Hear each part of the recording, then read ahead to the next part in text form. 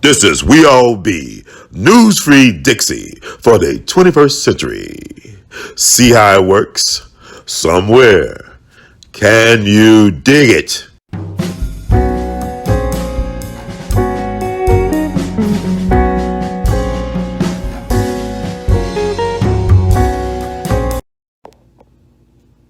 Oh, baby, let me be your teddy bear. Put a chain around my neck and lead me anywhere. Oh, let me be your teddy bear. I don't want to be a tiger. Tigers play too rough. I don't want to be a lion. 'Cause lions ain't the kind to love enough. Oh, let me be your teddy bear. I just wanna be your teddy bear, baby.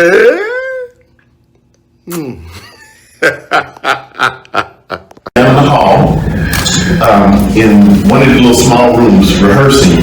And so Dale or somebody came in the room and said, "Hey, y'all want to meet Elvis Presley?" And we were all little kids. We like flipped out. We were like, "Oh yeah." So they took us down the hall and we went in the studio, and Elvis, big as life, standing in the center of the room, and he had his whole entourage that you might see now in the video in the studio, and he stopped his session and he spoke to all of us. He shook our hands, and we were at odds. We were young, 17, 18, 19. And then he said, "Y'all want to see my car?" And we said, "Yeah." So he took us outside the parking lot, and he had the little Studebaker. I think Ford did a remake on it. So little Studebaker, little Ford two-seater, and he opened the door. The interior was mink. And I thought it was leopard. And the dashboard had red lights, and when you opened the door, the red lights flashed Elvis Presley. Wow. I mean, we were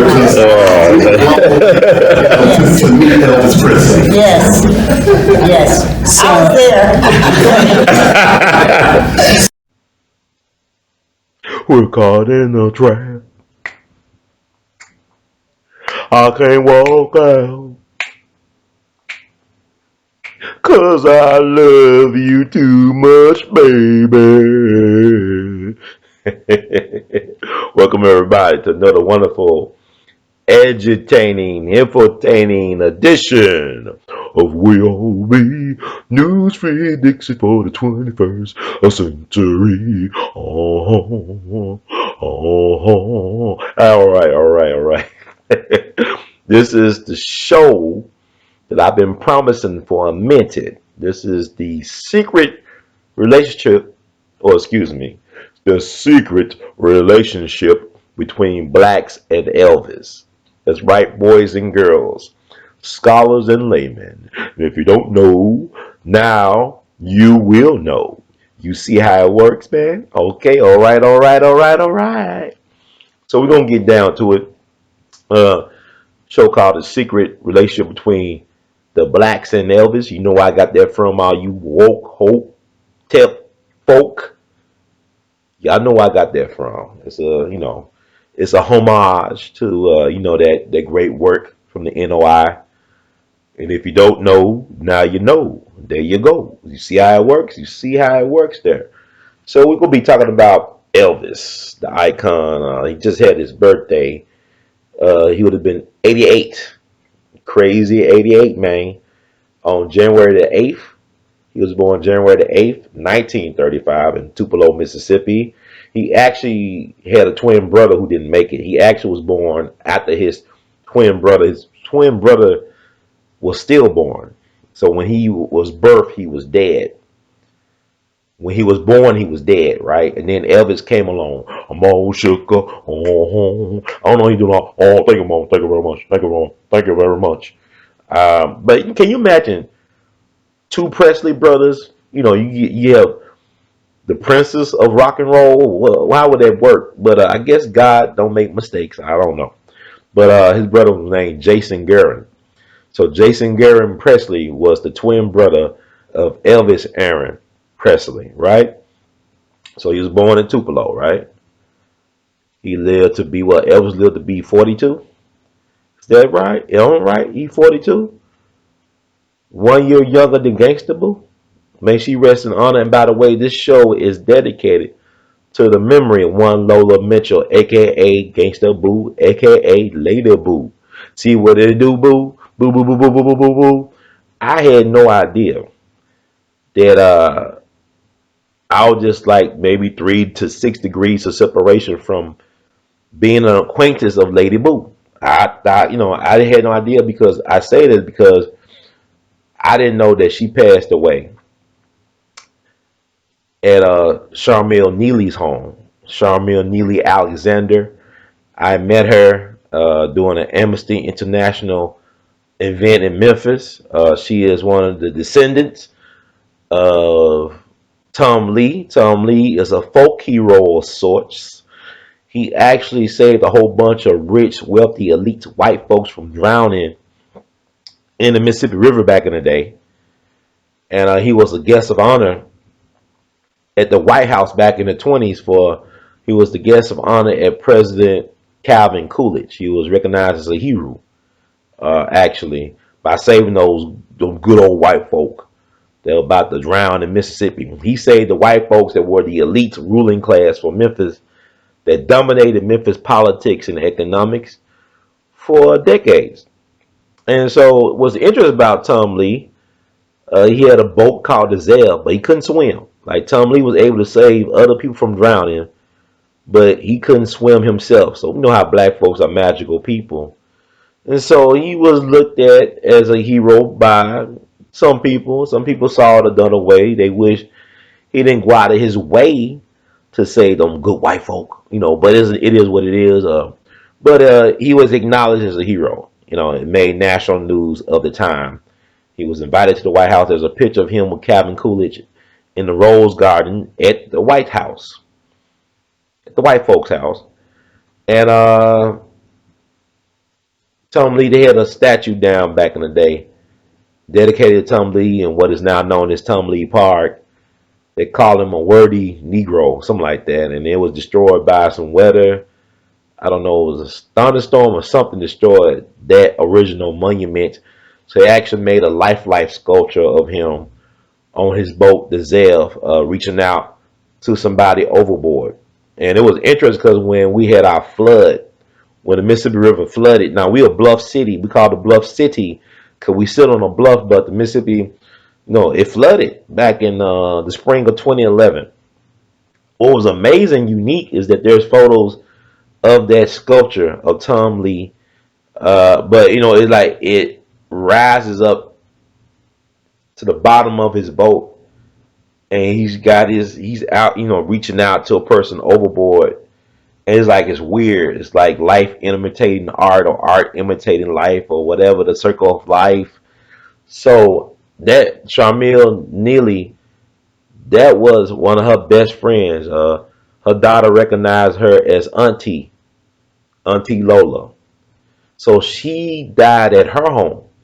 And I had no idea. I met Sister Charmel back in 2000, I'll say like 2008. I was working. I was contracted to work with Amnesty International, and they was honoring Tom Lee while they was in Memphis, and so they reached out to the descendants or relatives of Tom Lee, and she was one of them. And so I became friends, quick, fast friends with her and her husband, the late great brother Eric, and that was, man, that's wow, 2000. I had no idea that her and Gangsta Boo was that close like that.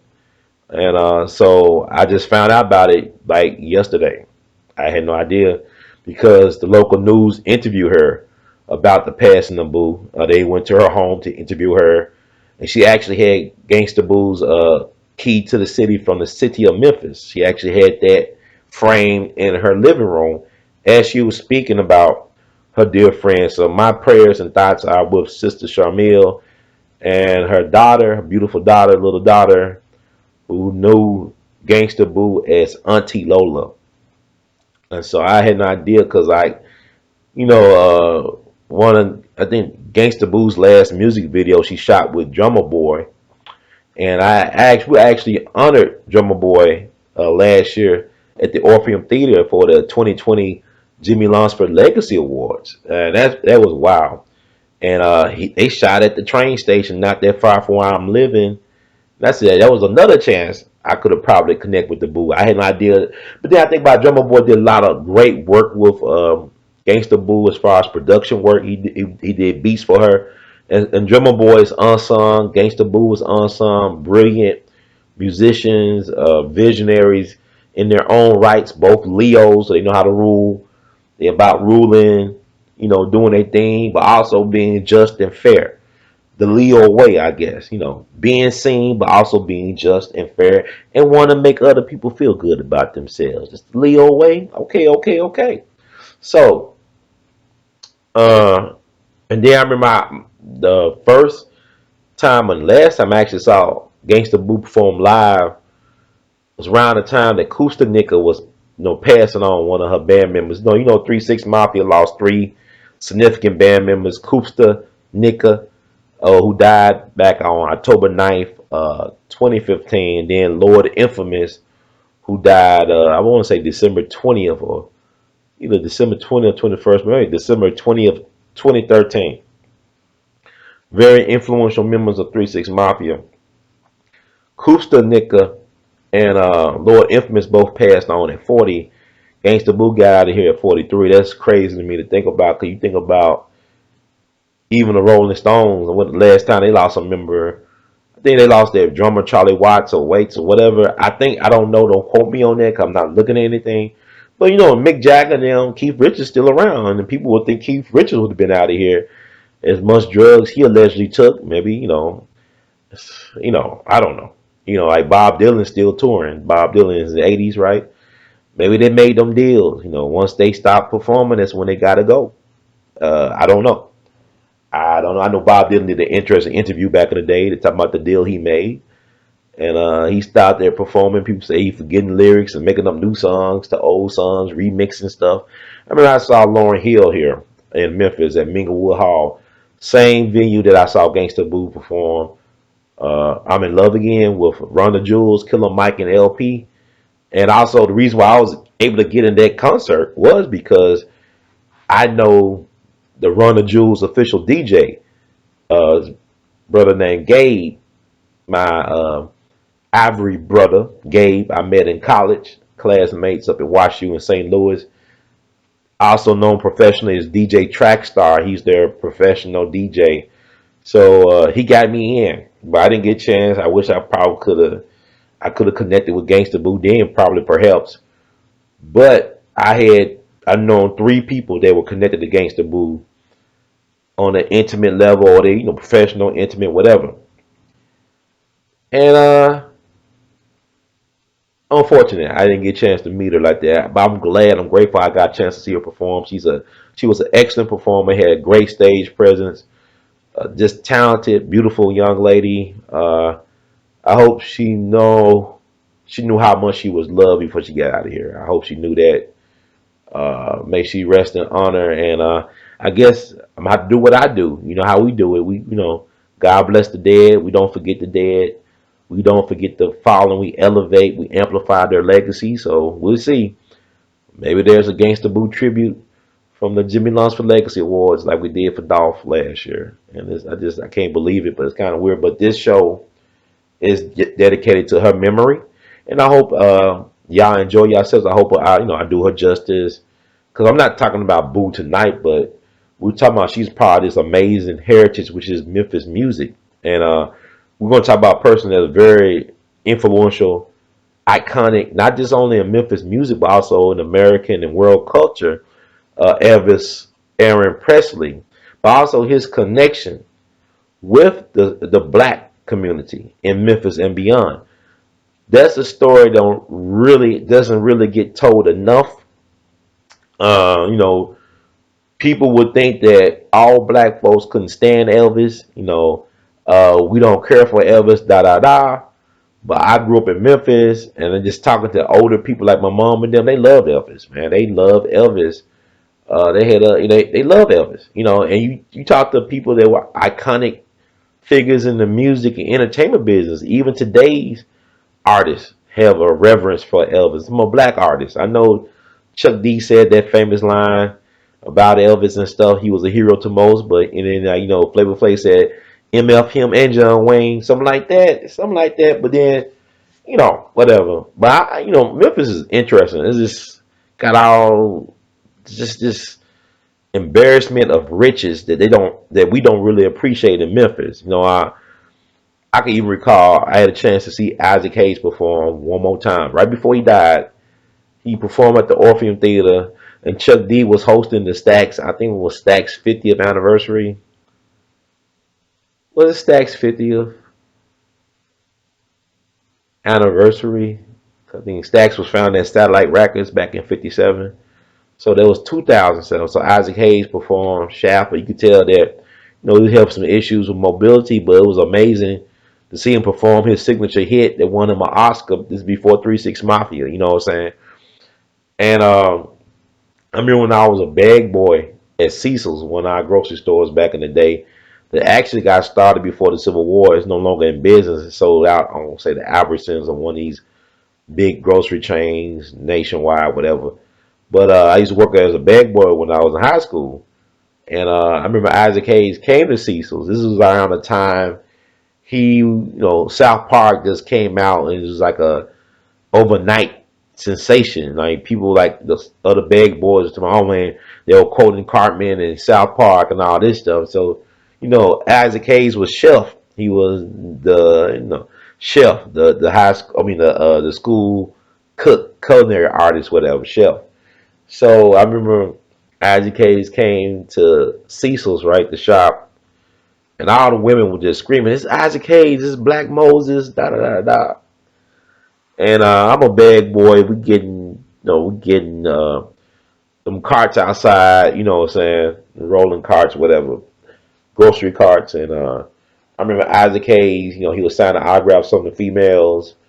Had a diversity. Had like a Baskin Robbins, 32 flavors. Had all types of women, even younger women. They were all shouting his name and wanted to get a autograph or something.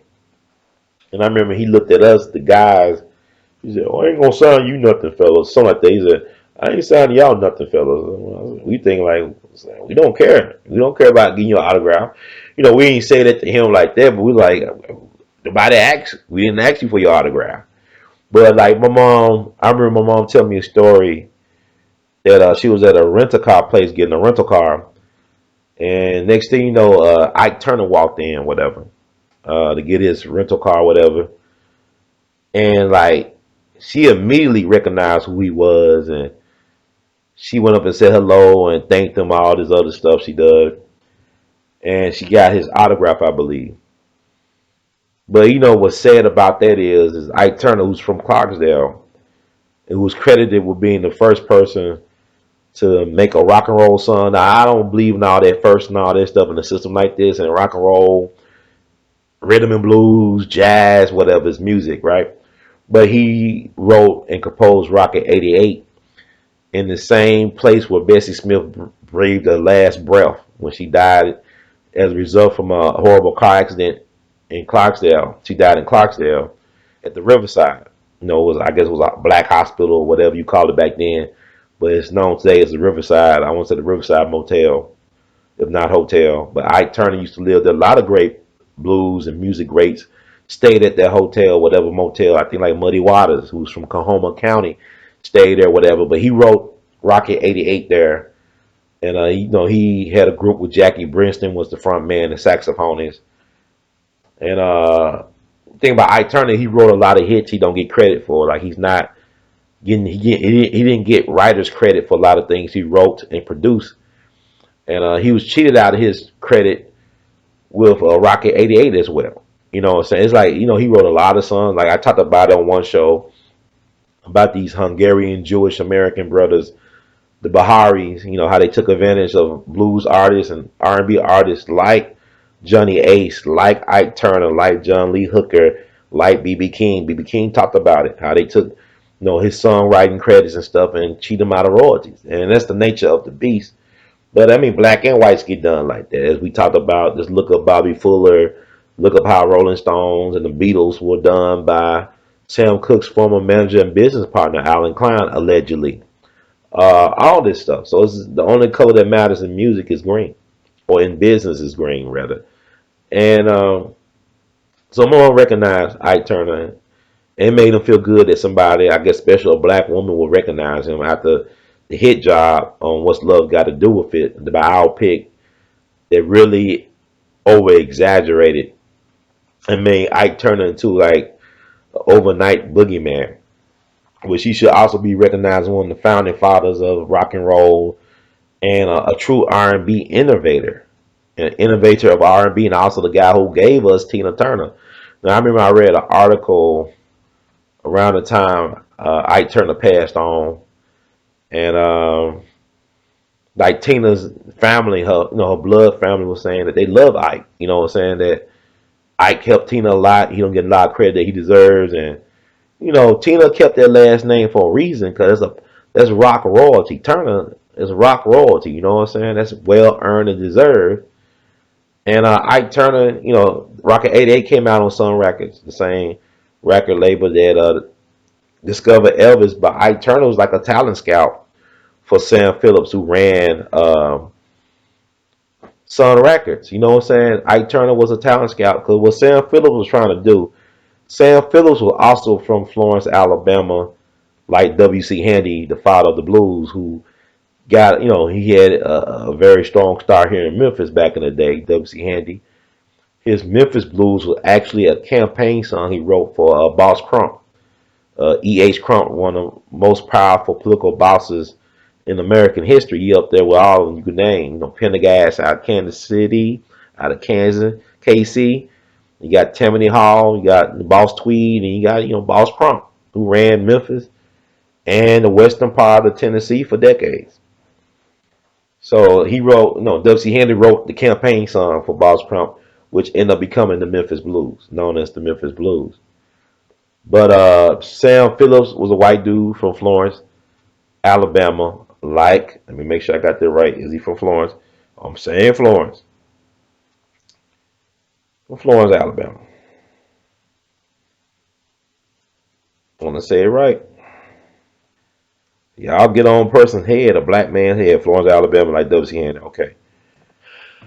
But his goal was to make black musicians household names in white folks' homes. He wanted the mainstream. Sam Phillips wasn't trying to look for white people that sounded black. He was looking for black people that sounded like themselves in order to sell to white America, to white middle class America. His passion was to put black musicians on because he was actually, I believe, taught to appreciate music and sound by a blind man who was his teacher when he was growing up. This blind man showed him how to listen and appreciate sound. Think about that. Black people were very powerful. You know what I'm saying? Because you look at Alabama, the king of country music. You know what I'm saying? Hank Williams Sr. His master teacher was a black man that his mom hired to teach her son how to do music. This guy named Rufus T. Tot Payne taught Hank Williams Sr. how to do his instrument. He's a multi-talented instrumentalist. T. Tot was, singing all this stuff, could play any instrument. Just about he put his hand on. He wanted people that could play probably anything. He put his hands on. Excuse me. Let me enunciate. Okay. He put his hands on, right? And his mom, Hank Williams Sr. mom, hired that man to teach her son how to play. And before Hank Williams Sr. died at the age of 29 under questionable circumstances, he acknowledged T-Tot as being probably his only teacher, something like that. Like, this is the guy that actually taught me what I use. And I like Hank Williams stuff. I like his stuff. His son, Hank Williams Jr., used to do the theme song for Monday Night Football back in the day when I was growing up.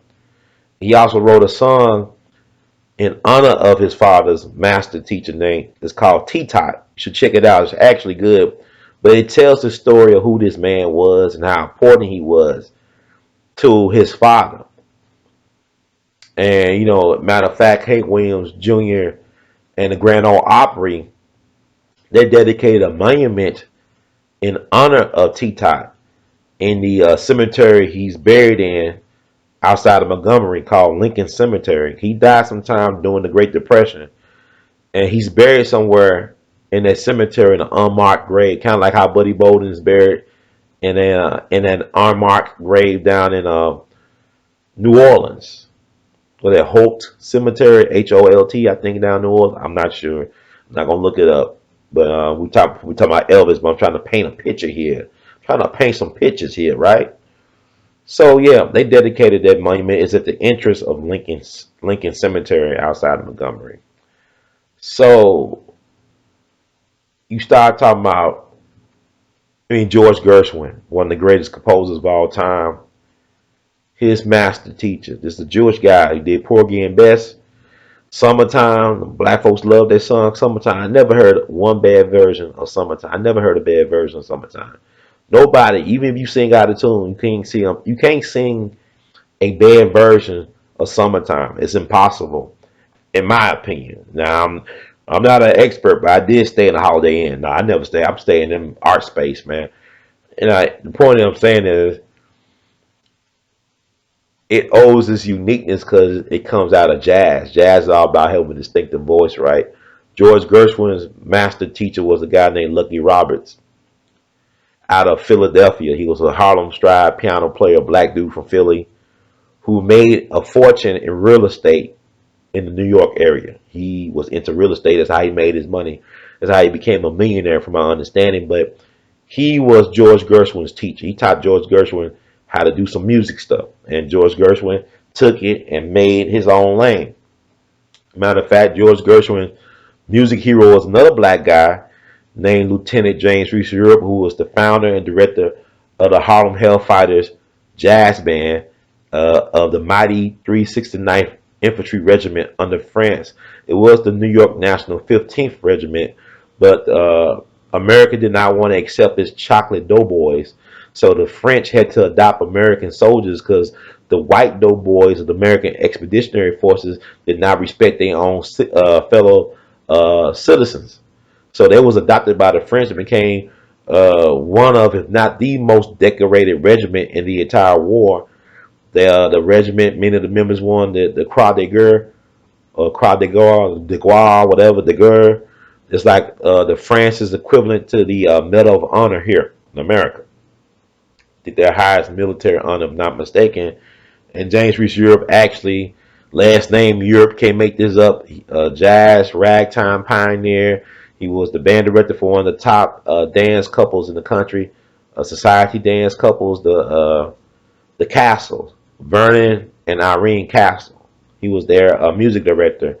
But James Reese Europe was like one of the most well-known black people in America, like up there with Jack Johnson and stuff. He was very well known and respected as so-called a king of ragtime jazz, whatever, da da da. But George Gershwin used to listen to him play piano at a Barry Wilkins nightclub in Harlem. I think Baron Wilkins or Wilkinson, something like that. The Baron guy, he looked like a cross between like Denzel Washington and Jay-Z or something like that. He looked like he was a shrewd businessman. I think he was known like as the Big Bankroll or something like that. He was kind of like a black Arnold Rothstein, so to speak. He was all into finance and stuff like that, and he ran a couple of clubs, very popular establishments. Was killed by a black gangster. I think the black gangster name was Yellow Charleston. He ended up getting the chair with the Sing Sing, got fried like some bacon for killing Baron Wilkins. I think his name's Baron Wilkins or Baron Wilkinson. But anyway, y'all look that up too. But you see the pattern I'm painting here? Even Irving Berlin, the guy who wrote God Bless America, allegedly. I don't know, maybe he stole it. The reason why I brought his name up because I read stories where they said that Irving Berlin actually took a lot of compositions that Scott Joplin wrote, the king of ragtime writers. Scott Joplin was a black man from Texarkana, and he was known as the king of ragtime writers because he was a brilliant composer. He wrote, and then what I liked about Scott Joplin was the fact that he would help his fellow ragtime piano players who didn't read music, couldn't read or notate music. He would help them immortalize their music and they would share credit. Like one of my favorite people was like a guy named Louis Chauvin. He was like black and Mexican, he was like Afro Latino or whatever, I guess, but he was black and he had some Mexican in him. And he was a very gifted ragtime piano player, but he couldn't read music, but he had perfect pitch, had photographic memory. So Scott Joplin helped him write down something I love, the Heliotrope Bouquet, song called the Heliotrope Bouquet. And Louis Chauvin died young, unfortunately. He's part of the 27 Club. You got all these well-known artists who died at 27, like a Jimi Hendrix, a Jim Morrison, Jean Michel Basquiat, Robert Johnson, Janis Joplin, so many people. Amy Winehouse died at 27. So he's a part of that 27 Club. But like he lives on because Scott Joplin helped notate his music. But I heard stories of Irving Berlin taking other people's like black musicians, like Scott Joplin's compositions and putting his name on it. You hear stories about white guys from Tin Pan Alley, the music industry, going to Harlem, Uptown, whatever, to these jazz clubs and listening to these brilliant jazz musicians and like Fats Waller or something like that, and hear their songs and they notate the songs and run back to Tin Pan Alley, put their names on it, and make a fortune. I remember reading the story about actually this is Duke Ellington's autobiography, Music and Music Was His Mistress, and it's worth a read because it's Duke Ellington talking about his extraordinary life because he was truly beyond category. He talked about how he wrote this musical overnight. This guy he got with somebody. He wrote a musical overnight. The dude took it and ran away to Europe or something, became rich. Something like that. Like the dude took the music and the stuff he helped to write. He didn't give Duke any type of credit. He just took it and ran with it, produced the musical, and made a fortune. And Duke got nothing. So you hear these type of stories of Fats Waller, stuff. He sold so many of his great works away. I don't think his estate has a right to any of his intellectual property, Fats Waller. I'm not sure, but I heard stories where Fats Waller will sell the same music composition over and over again to white Tin Pan Alley. Like he'll change the title of the same tune. It'll be the same tune, but he'll change the title and sell it again and again, getting $40 off of each composition. See, this stuff I just pick up on. I don't know because we don't. People say we should read, but you can't believe everything you read, and it's like it's based on people's perspectives and bias and all that stuff. How you can have facts, but it's how the facts are interpreted.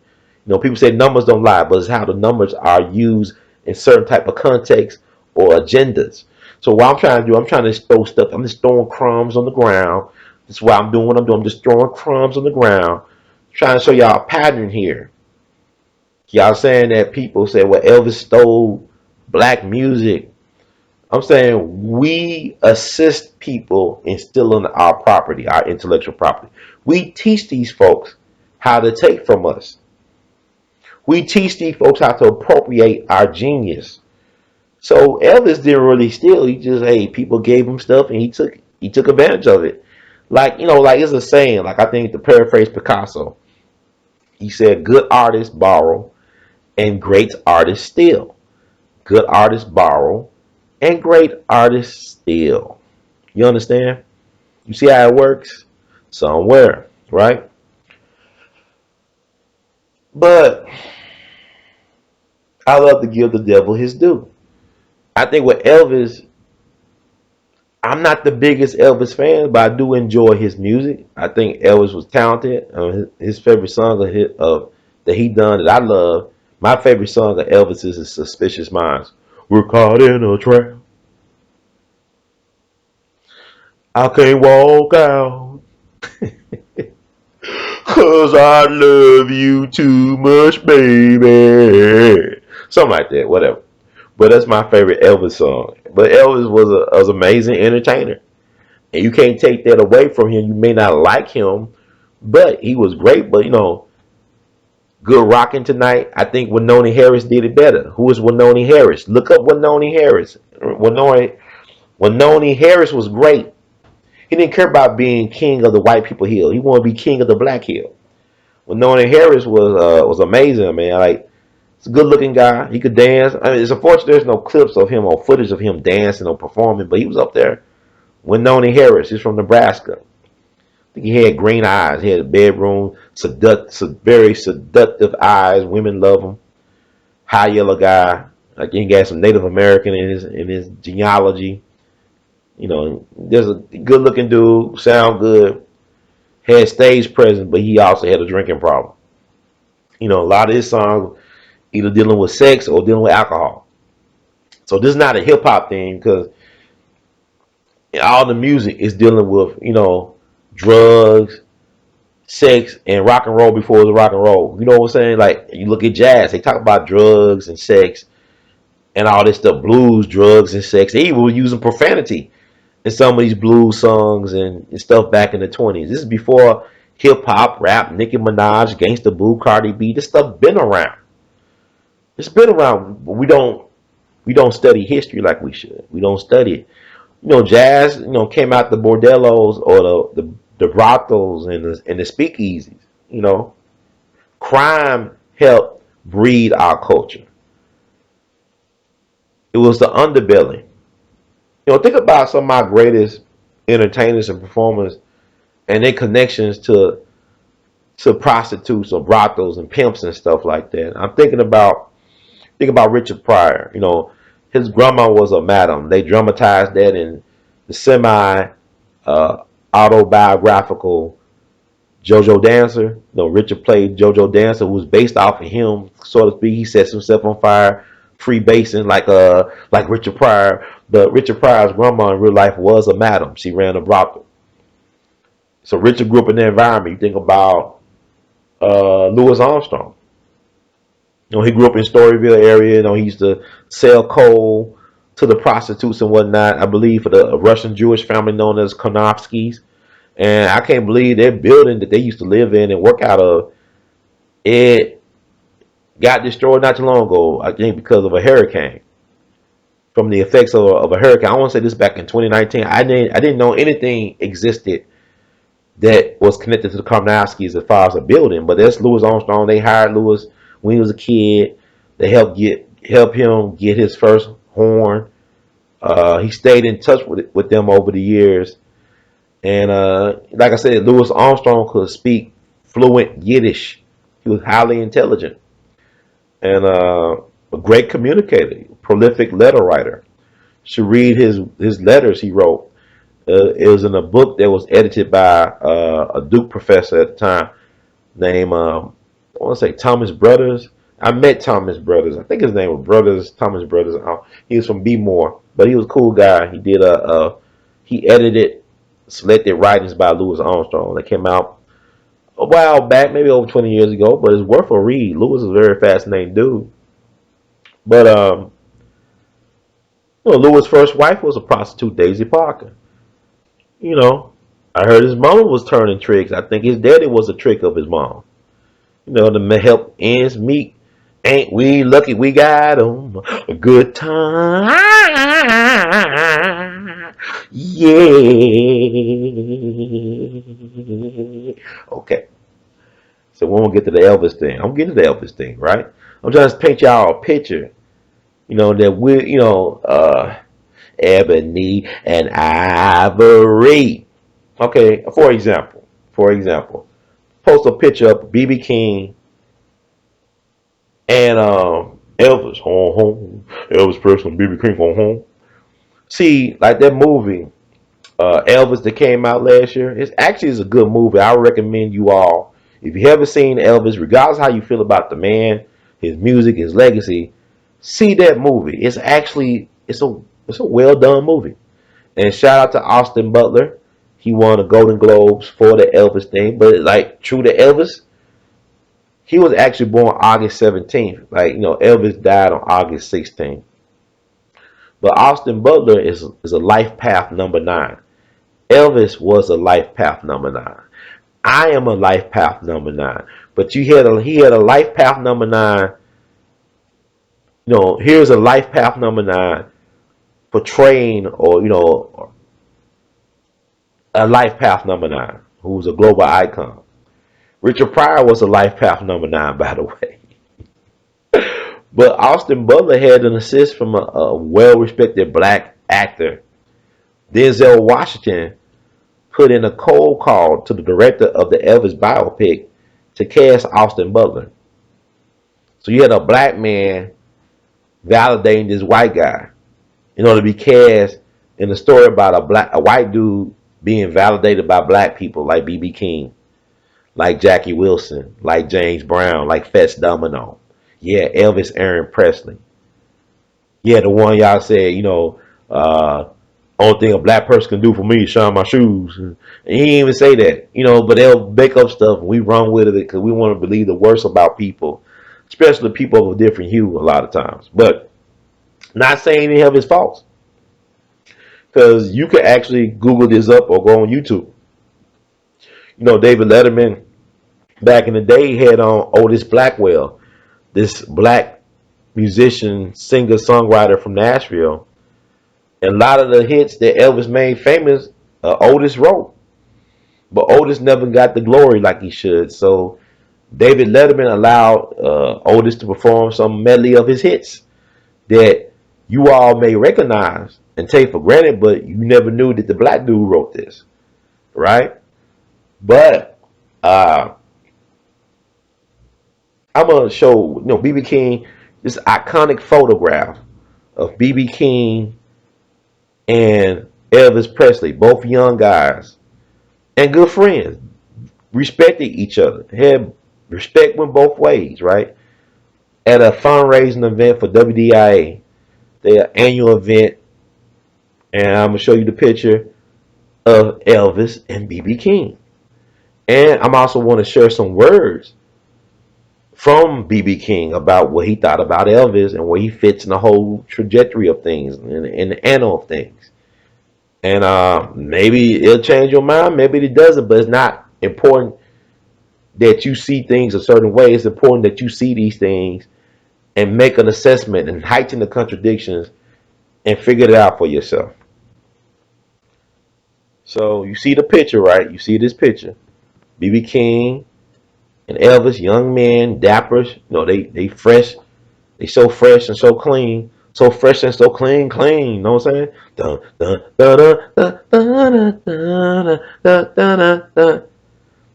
So this was taken at the WDIA Goodwill Review on December 7th, 1956 by Ernest Withers. The one who was the FBI informant, prolific photographer during the Civil Rights Movement. I actually met Ernest Withers. I know his kinfolk, his people.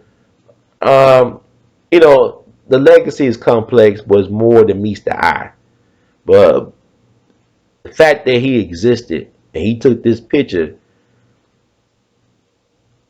I won't say it I mean, it kind of even out. You look at his whole legacy. We'll do another show about that some other day. I actually did a couple of shows about Ernest Withers' legacy, but this is a very iconic moment that he caught you guys basically at the beginning of their career, so to speak, just now making wave. But this is like after Elvis had the breakthrough, and I think it's like after Elvis was on the Ed Sullivan show. Is it the Ed Sullivan show? I'm not. Don't quote me on this, but I want to read what BB had to say about his good friend Elvis. BB King. Elvis was an influence on everyone. All right, we're gonna read this. All right, hey man, we're gonna read what BB had to say, man. Bill Street Blues Boy, Bill Street, whatever, Bill Street Blues Boy, something like that, man. Hey man, we're gonna read this, man.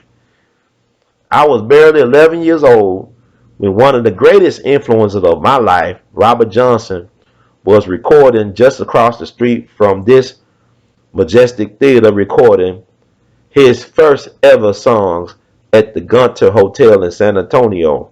And that had a lot to do with where I am today. Now, I'm quoting something from an article that BB was interviewed by somebody in San Antonio where Robert Johnson recorded his immortal music.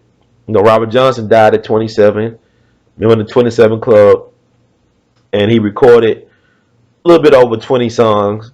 And this is like the foundation of what became known as rock and roll in so many ways. But this is like the interview he did with Jack Dennis of the San Antonio Examiner. All right. So that way, I guess he's sitting down talking about his reminiscences, but he was in San Antonio. I went to San Antonio, interesting place. Black folks are only in one part of San Antonio. You know, everything else is just you thought you was the Mexico. But that's anyway. Johnson came from the same dirt Elvis and so many of us did. It was the world of sharecropping, and to survive that hard work bending over all day long, there would be plenty of singing. Elvis's mama and daddy did their share of it, both the picking and the singing. It was called survival. It was called life. It was just as important to us as water. It was as important to those of us who had it in our souls as the water. The other big influence was Jimmy Rogers. Some people want to say he was the father of country music, but like Elvis, he was more than that. He was a big influence, not just on me. I used to listen to my aunt's records of Jimmy Rogers, and that was a real treat. I liked that Mississippi Delta blues and to listen to him yole, ole, ole. That's yodeling. I'm sorry. I never did yole, ole, ole. But Jimmy Rogers could show yole, ole, ole. He was very good at it. But yes, he influenced more than country music. He influenced Howlin' Wolf and Muddy Waters as much as he did Merle Haggard or Willie Nelson. See, Elvis did that too, but only much wider. Elvis influenced everybody's music, and it was for the good of us all. Now, where did Jimmy Rogers learn his music from? He learned it working alongside the black railroad workers and hobos. Elvis lived and played with black children back in Tupelo, Mississippi. He told me that when he was just a baby and his mama had to work, he was cared for sometimes by his grandmama, but mostly by a neighbor black lady. Okay, this is from an interview he did with the San Antonio Examiner. That's B.B. King. But also, I want to read something that B.B. King said as well. In addition to that, guys, I just like I'm gonna give y'all the pros and cons of it. It's like this Elvis thing, as far as related to the black musician, is complicated. It's simple in some parts, but it's complicated. What I mean by simple, simple don't mean it. Simple does not mean easy. Simple and easy are two different things. They have two different meanings. But I want to share also what B.B. King had to say. Uh, Another clip. You actually go on Elvis Presley's website, official website, I think, and get a lot of these quotes from entertainers and other people, their thoughts about Elvis and his legacy. It's quite interesting to read, but for the sake of time, I'm trying to keep this thing under 2 hours if I can. I'm just gonna go through a little bit and let y'all find the rest. Okay? Is that fair, y'all? I think it's fair. I think it's very much fair. As a matter of fact, yep. It's a lot to look at, man. A lot to take in. I call myself saving notes and stuff. It's hard. I keep a lot of stuff. I need an assistant. Need somebody to help me organize my thoughts and my stuff. You know, find out I can take care of other people's stuff. I can't get my stuff organized like I want. But God is good. People think I have it all together. I don't. I just have a lot of things all around me. I try to grab at them and try to make sense of things. And time go by so fast. I don't know for y'all, but time really goes by fast for me. So God is good nonetheless. Gonna keep this moving, man. Gonna keep it moving and grooving. You hear me? Let's see.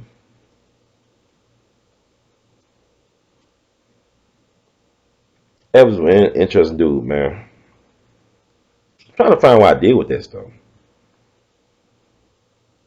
I had all this stuff saved and trying to find it now. And that is it. Yeah, B.B. King said this about Elvis. Now I found it. He said Elvis didn't steal any music from anyone. He just had his own interpretation of the music he grown up on. Same is true for everyone. I think Elvis had integrity. Now this is BB King saying this. Now I know BB King, like I said, he been messed over by some folks in the music biz. He talked about the Bahari brothers and all this stuff, stealing his music and not giving him credit where credit is due. But he said that about his friend Elvis, right? Okay, let's see. Is there any more BB Kings there? Okay, well, this is nothing BB King said. He said, I remember Elvis as a young man hanging around the Sun Studios. Even then, I knew this kid had a tremendous talent. He was a dynamic young boy. His phraseology, his way of looking at a song was as unique as Sinatra's. And, B.B. King was a huge fan of Frank Sinatra. Though people don't know, B.B. King loved him some old blue eyes. Just like, I believe, Bobby Blue Bland, arguably the greatest blues singer of all time. He was so smooth with it. I met Bobby Blue Bland, but I think his favorite singer was Perry Como. Just like with Robert Johnson, his favorite singer was Bing Crosby. See, ain't that funny? Y'all got these stereotypes of these musicians, like especially if you're a blues musician. People got this thing where you guys ain't sophisticated. They down home. They wearing overalls and dirty denims and stuff like that, and drinking moonshine. Nah, these cats believe in dressing up. You see how BB King dressed up? BB dressed up. Muddy Waters wore suits and stuff. Even Holland Wolf wore tux and suits and stuff like that. The stereotype then what they listened to, because when you was a musician back then, you're not just a blues musician. You want to make a living, you had to know what was popular on the radio. So a lot of them blues guys would listen to the radio to see what was popular. They learned their music so they could play. When people say I want to play so and so, they could play without no problem. They wasn't just playing; they had to be versatile. So what I'm saying is, like with Frank Sinatra, I mean, the fact that BB King listened to Frank Sinatra, you can see that if you listen to BB King singing, you can tell he really pays attention to how he phrase and how he flip a word or whatever. He's good at that. And Bobby Blue Bland took it to the next level. I mean, Blue Bland, he got to be the greatest blues male singer of all time, arguably. But he used to listen to Perry Como. And I said Robert Johnson used to listen to Bing Crosby. And they said that was his favorite singer. But anyway, I just want to add that in there. But also,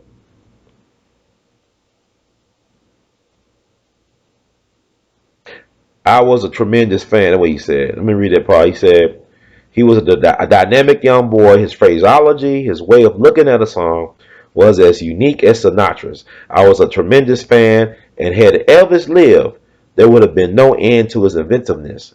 See, Elvis, he was into gospel music. Elvis was into gospel music. That's what B.B. King said about Elvis, his friend. But Elvis used to go on Sundays to Reverend Dr. William H. Brewster's church in South Memphis, East Trigg Avenue Church, East Trigg, I believe, Avenue Baptist Church. But East Trigg, it was called East Trigg. It still exists, but it's in a new building now, next to the old building where Elvis used to go with his good friend George Klein to listen to Dr. Brewster and his choir, his amazing choir. Dr. Brewster was a prolific songwriter. He wrote Move On Up a Little Higher and some other great music that he don't get credit for. Move On Up a Little Higher was made popular by his protege, Mahalia Jackson. It became one of gospel music's first million sellers. And Dr. Brewster was an amazing man, amazing musician, communicator, and stuff like that. And also in his choir was the great Queen C. Anderson, who some people believe had an even more powerful voice than Mahalia Jackson. And there's not a lot of Queen C. Anderson music online, but you can find it. And she's actually not buried too far away from Dr. Brewster in New Park. I think New Park Memorial Cemetery. I think it's called New Park. So Johnny Ace and Booker Little and some other greats are buried there too. But Elvis used to go there on Sundays and listen to them sing. And Elvis never stopped loving the gospel. We're going to talk a little bit about that later on as well too. But Dr. Brewster, a black man, was Elvis's favorite minister. So I mean, this stuff that I'm just doing this show because I think it's important to know and give credit where credit is due. And because Elvis didn't happen in no vacuum. Like I said, Elvis, it's interesting about Elvis, right? Make this point.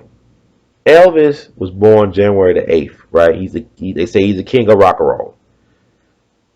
R. Kelly was born January the 8th, 1967. As far as I'm concerned, he's the king of R&B. R. Kelly is the king of R&B. Elvis, the king of rock and roll. Both born on January the 8th. Elvis died August 16th. Babe Ruth died August 16th. The king of baseball, Robert Johnson, died August 16th. King of the Delta Blues singers, whatever we want to call him. They gave him the king of this after he was dead, though. He was no king. He was the king when he was alive. Nobody hardly knew who Robert Johnson was. Nobody hardly knew him. I mean, he died. They didn't make no big mention about Robert Johnson dying. Matter of fact, when I think about it, a dude that Robert Johnson sounded like a lot like was a guy named Petey Wheatstraw.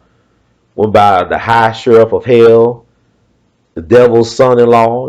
Gangsta Boo. She called herself the Devil's Daughter when she was doing the 3-6 stuff back in the day. And he and Petey Wheatstraw called himself the High Sheriff of Hell, the Devil's Son-in-Law. We think about Petey Wheatstraw. We're not thinking about a blues singer from Tennessee and Arkansas. We're thinking about a character that Dolomite or Rudy Ray Moore created back in the day in the 70s called Petey Wheatstraw, who was also some type of devil connected stuff going on. If you look at the movie Petey Wheatstraw movie that Rudy Ray Moore did back in the day. But I'm sure he got that from the blues singer Petey Wheatstraw, who died on his birthday at 39 years old. He was on a beer run with some of his friends and they ran into a train that was not moving. They ran into this standing train and I think everybody died. Everybody got killed, man. He was just 39 years old, but when Petey Wheatstraw died, it made national news. I mean, even Billboard, whatever, the music industry took notice of the passing of Petey Wheatstraw. Listen to Petey Wheatstraw and listen to Robert Johnson. They sound alike. It's almost like Ronald Isley and Al Green kind of sound alike, but they don't sound alike, but they kind of sound alike. Same thing with Petey Wheatstraw and Robert Johnson. They sound alike, but maybe you can tell the difference, but maybe you can't. It's like Sonny Stitt and Charlie Parker. They sound alike on saxophone. Maybe you can't tell the difference, maybe you can't. I don't know. You say butter, I say parquet. You say Clay, I say Ali or something. I don't know. The same difference, I guess. I don't know. I don't know. Is it? But Petey Wheatstraw, when he died at 39 under them crazy circumstances, it made national headlines. Robert Johnson passed under questionable circumstances on August 16th, 1938. It barely made, nobody know. I mean, John Hammond, the guy who produced and discovered the likes of Count Basie, Billie Holiday, Bruce Springsteen, and Aretha Franklin, and so many other people, he was looking for Robert Johnson to perform in his Spiritual to Swing concert at the Carnegie Hall. He actually sent somebody down south to look for Robert Johnson, and they found out he was dead. So he ended up playing Robert Johnson's music on a record player on the stage. That's what John Hammond did for Robert Johnson. But Robert Johnson didn't become the Robert Johnson that we know until the 60s, when all these British rock and roll people like Eric Clapton and Keith Richards and so many of them, they started listening to Robert Johnson's music and made him popular. So it took him decades after he died at 27 to get the recognition he never got when he was alive. So that's what I'm saying. Who's telling these stories? Who's writing these scripts? That's why I'm saying what I'm saying to say. So Elvis, they say he was into the occult, into mystery, like Rob Johnson. They say Rob Johnson made a deal with the devil at the crossroads in Clarksdale, whatever, and he learned how to play actually the guitar. He had a good teacher named Ike Zimmerman, and they used to practice in the cemetery. From my understanding, he used to practice at night in the cemetery. That's how he learned how to play his guitar. Robert Johnson's a guitarist like me. He was born May the 8th, 1911. But he was into the dark side, I guess. And you look at a picture of Robert Johnson, like the one we know of him, because there's so many people saying this is a photo of Robert Johnson. He got one eye bigger than the other. Then you look at his fingers; they are unusually long. Got long, slim fingers, and that would make it great how he played, because when he recorded, people thought it was two guitar players playing. But I guess because the way he recorded, they recorded him whatever how the sound was bouncing off the wall, whatever. And also he had them real long fingers where he could just go places that other folks couldn't go. His fingers spread out. He had big, long fingers. Anyway, let me say what Big Mama Thornton said. The sister that played Big Mama Thornton in the biopic that came out last year, she passed away unfortunately this past summer. Sending love and blessings to her and her family, amplified blessings and love to that sister who passed away unexpectedly. She was riding the wave of the Elvis thing, and she did that. She did the soundtrack with Doja Cat. So I don't know, man. Was she a sacrifice? I don't know. But let me see what else. I want to say what Big Mama Thornton thought about Elvis, right? She said, I guess she was talking about the hound dog. Somebody asked about the hound dog. You ain't nothing but a hound dog. She sung it first.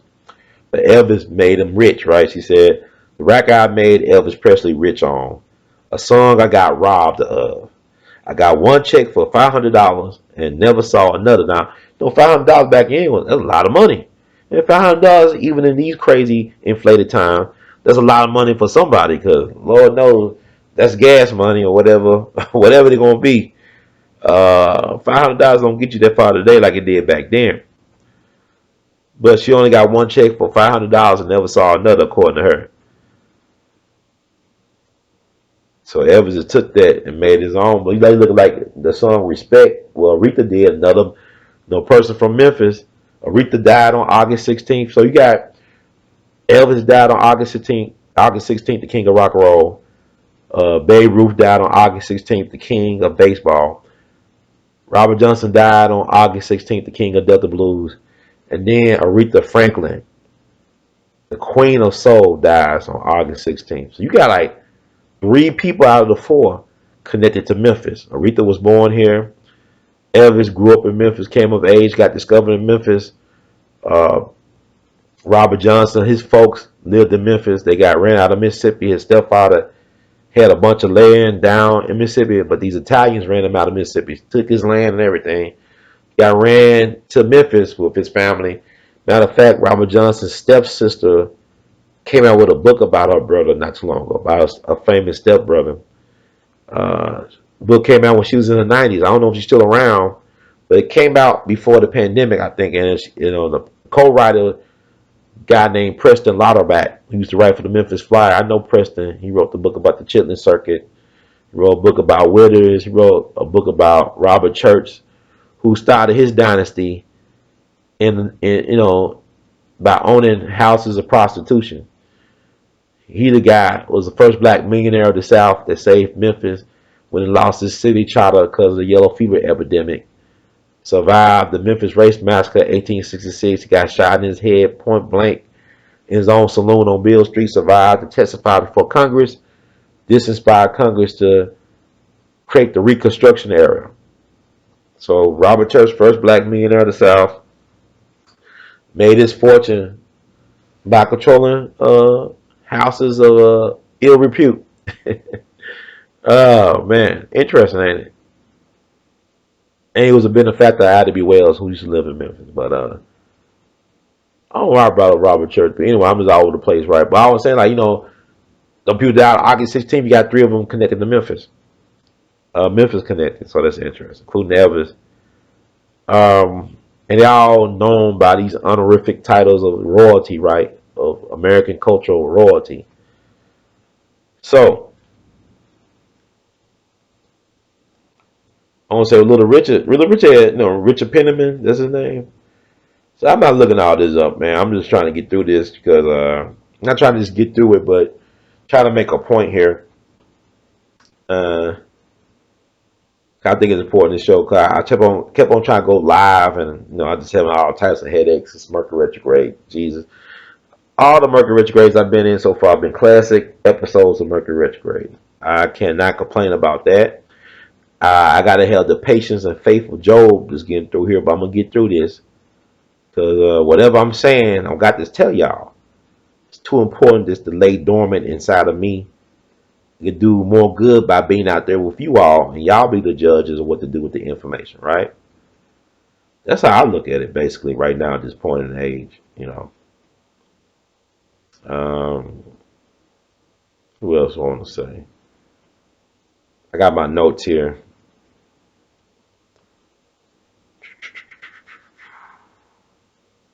Got the notes, folks. It's a Little Richard. Little Richard's like a yin yang. It's kind of weird. Little Richard, he gives the pros and cons of Elvis, and Little Richard don't get the credit he deserves like he should, right? But I used to think about Little Richard. I said, this man is a braggart. He's full of himself. He said, I invented rock and roll. Woo, I invented. I'm the architect of rock and roll. Woo, woo, woo, tutti frutti, tutti frutti. From the rooter to the tutor, tutti frutti. But he actually is a founding father of the genre. And he had to let y'all know. And now I get it. Because if he didn't let people know, nobody will ever know to give credit where credit is due. Little Richard probably, they say he's the first person to have panties thrown at him on stage. Like Chris Brown be having bras and panties. He was the first to have that happen to him. They say it happened at a concert in Baltimore back in the day. That women started throwing panties on the stage for Richard Penniman. Little Richard. Woo, woo, woo. he said if Elvis been a black, he wouldn't have been as big as he was. If I was white, do you know how huge I'll be? If I was white, I'd be able to sit on top of the White House. A lot of things they would do for Elvis and Pat Boone, they wouldn't do for me. And, that's nothing about Little Richard. He telling the truth. Did Little Richard ever get a Presidential Medal of Freedom? I mean, Barack Obama could have gave Little Richard a Presidential Medal of Freedom, couldn't he? Trump gave his people. Trump gave Elvis one. Elvis been dead for how long? When Trump gave Elvis a Presidential Medal of Freedom. Come on, man. Little Richard, man. Everybody run through Little Richard, man. Black and white. Everybody go through Little Richard. James Brown, Otis Redding, Bob Dylan, the Beatles, Rolling Stones, Elvis. Everybody run through Little Richard, man. Everybody. So this is also what Little Richard said. He said, I love him. That's my buddy, my baby. Elvis is one of the greatest performers who ever lived in this world. Little Richard. Ooh, Little Richard. Little Richard also had Jimi Hendrix in his band as a backup guitarist. But he fired Jimi Hendrix because Jimi Hendrix was still in his shine. But he claimed him after he became famous, though. Yeah, I knew Jimmy. Yeah, I made Jimmy. You're a proud father then. But Jimmy was upstaging you in the background. You didn't like that. But yeah, Little Richard, man, give the man his respect. For sure. Now, this is what Al Green said about Elvis. One of the things he said, Elvis had an influence on everybody with his musical approach. He broke the ice for all of us. Now, that's what your boy Al Green. Hey, hey, love and happiness. Hey. Now, he got a church, Full Gospel Tabernacle out in Black Haven, Whitehaven, near Graceland. And, we need to give him his flowers for all that great baby making music he made and giving himself to the Lord for over 40 plus years as the Right Reverend Al Green. I went to his church a handful of times, and what's interesting is that it's more of them than us in the church. And I mean by them is like people from out of the country. You got folks from China and Italy and Russia, France, Japan, Korea. They all coming to see Al Green. You got folks that live in Memphis that never been to the church at all. And I was blessed to be able to acknowledge him, give him his flowers. I had a chance to see Al Green perform some years ago at we call it outside show at the Botanical Gardens. I was sweating like a pig, boy. I also saw Diana Ross that summer as well too. They had a great concert series that summer. I think it was Memphis Botanical Garden outside, but Al Green did his thing.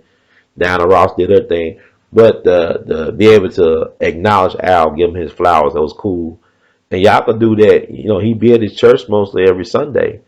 And he'll be preaching a little bit, but you come there hoping like, Lord and Jesus Christ. You turn love and happiness to Lord and Jesus Christ. Hey, hey, hey. Lord, Lord Jesus Christ, baby. Woo, woo, woo. Okay, but anyway, but yeah, we still got Al Green. He's a national treasure. But he thought highly of Elvis, right? Does it surprise you how some of the people thought about Elvis? Oh, Isaac Hayes, another icon, Black Moses. Elvis is iconic. A lot of performers today look to that for inspiration. Oh, wait a minute. I'm getting ahead of myself. That was Beyonce. Go back to Isaac. Elvis was a giant and influenced everyone in the business. That's Isaac Hayes, Black Moses. Then Beyonce said Elvis is iconic. A lot of performers today look to that for inspiration. That's Beyonce. Say. All right. So Jackie Wilson. Like I told y'all, I read Jackie Wilson. His favorite entertainer was Al Jolson, the guy, the Jewish guy that wore blackface to do the first talking. Man. They said Jackie Wilson loved him to Al Jolson. He thought he was the greatest entertainer. I didn't say this, so don't get mad at me. Just look it up. I don't know, man. Like I said, I'm trying to show y'all how weird it is that people think that this huge schism between Elvis and black people, and the black entertainers had a lot of respect for Elvis. His peers. I ain't talking about, whatever. Even Beyonce, she wasn't his peer. She wasn't even around. You know. Um, Read what Jackie Wilson had to say. He said, a lot of people have accused Elvis of stealing the black man's music when in fact, almost every black solo entertainer copy his stage mannerisms from Elvis. Now, Jackie Wilson sound like Akon right now. Don't he sound like Akon from the grave? May he rest in peace. Jackie Wilson sound like Akon, ain't? I'm just, I'm just playing. But that was Jackie Wilson. A lot of people have accused Elvis of stealing the black man's music, when in fact, almost every black solo entertainer copied his stage mannerisms from Elvis. It's Jackie Wilson saying that, y'all. Yes, y'all. D. Jackie Wilson, Mr. Excitement, Lonely Teardrops, Lonely Teardrops. That guy.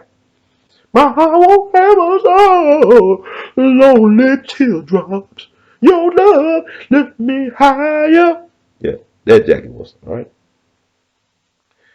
Now I'm gonna say some people that may surprise y'all. Eddie Murphy. Yeah, that Eddie Murphy, not the white Eddie Murphy, but Eddie Murphy. Raw Eddie Murphy. That Eddie Murphy. This is what Eddie Murphy had to say about Elvis. He said, that's my idol, Elvis Presley. If you went to my house, you see pictures all over of Elvis. He's just the greatest entertainer that ever lived. And I think it's because he had such presence. When Elvis walked into a room, Elvis Presley was in the effing room. I don't give a F who was in the room with him. Bogart, Marilyn Monroe. Now, Eddie was around with Bogart and Marilyn Monroe. How does he know that? Elvis do transcends well across the screen, the big screen. He could have been a big time, really. He could have been a movie star on the level of a Marlon Brando and a James Dean, but his manager put him in little weird movies, whatever he did. I don't know, but Elvis, he wanted to be respected as a serious actor, as artist, like a James Dean or Marlon Brando, but he was never given a chance. But you could see, flashes of brilliance in his performances. And he would have had his chance if he didn't die so soon. He actually was cast to be in that movie, well, A Star Is Born, with Barbra Streisand, but I think Chris Christopherson took his place. And they alluded to that in the movie, in the biopic that came out last year. Okay, but Eddie Murphy, yeah, our Eddie Murphy, the one we love, that Eddie Murphy, that Eddie Murphy. She's so queen to be. A Soul Glow, Eddie Murphy coming to America, Beverly Hills Cop, Saturday Night Live. Eddie, ready for Eddie Animal. That Eddie Murphy said that about Elvis. Okay? Okay? Okay? I know I'm just being silly, but it's late. But I just want to make sure I get this out. And I always rest later. Now I'm gonna tell y'all another one that might shock y'all. They said this about Elvis. Uh, uh, uh, uh, uh. This is James Brown, the Godfather of Soul. This is what he had to say about my soul brother from another mother. Okay, he said, I wasn't just a fan. I was his brother. He said I was good, and I said he was good. We never argued about that. Elvis was a hard worker, dedicated, and God loved him. He said God loved him. Last time I saw him was at Graceland. We sang Old Blind Barnabas together, a gospel song. I love him, and I hope to see him in heaven. There'll never be another like that soul brother. That's James Brown. Say it loud. You know, when he said say it loud, he didn't say I'm black, I'm proud. He told y'all to say it loud. James didn't say it. He told y'all to say that. Soul brother. I love James Brown, but I'm trying to show y'all this. I mean, yeah, I saw that Ray Charles interview he did with Bob Costas, and I have no problem with what Ray Charles said. He stood on some truth. Ray Charles don't give a damn about impressing nobody because he blind. Well, he just got to feel some risk. He know what he doing. He's slipping and sliding. Long as he feel them risks, But he told, and he said what he said, and a lot of folks feel like that. And Elvis, like I said, I'm not the biggest Elvis fan. I listen to Elvis from time to time. I love Sam Cooke. I love Tupac. Listen to them a lot. Listen to Marvin Gaye. I love Marvin Gaye. I don't really listen to no Elvis, but I don't have no problem with Elvis. I don't have this thing against Elvis. If you're gonna be critical of Elvis, be critical on the right things when it relates to Elvis, not be triggered because the white people want to make him the king. And the thing about Elvis is I keep on going all over the place, but not because I'm going over all over the places because so much information. I'm trying to tell you all to purvey, or is it purvey, or to explain or explain. But um, he was born January 8th, like R. Kelly, the king of R&B, as far as I'm concerned. August 16th, death date, famous Royal American cultural royalty, Babe Ruth, Aretha Franklin, Robert Johnson, they all share that death date of August 16th. Um, his daughter, Lisa Marie, used to be the wife of Michael Jackson, the king of pop. Now, Michael was a phenomenon. White folks didn't know what to do with Michael, and he didn't know what to do with himself. And why it ended up the way it ended up. But Michael was like he's king of pop, man. Michael was phenomenal. There's no person like a Michael Jackson. But his father-in-law was Elvis Presley. So I mean, y'all want to knock Elvis all you want to. There's something about that guy, and he is a life path 9. And we life path 9, we love to shine, man. I'll tell you some other life path 9s. I said Richard Pryor was a life path 9, right? Jimi Hendrix was a life path 9. That means I gotta go a little bit higher, man. I gotta start setting some goals here, man. You guys, they did some amazing things. Oh, Jimmy James, Jimi Hendrix. Are you experienced, man? Jimi Hendrix even died at 27. 2 plus 7 is 9. So he was a life path 9, died at 27. Interesting. Elvis was a life path 9. Richard Pryor, life path 9. Uh, if you say how you get your life path, you add up your birth date. You add up all the numbers in your birth date. That's how you get your life path number.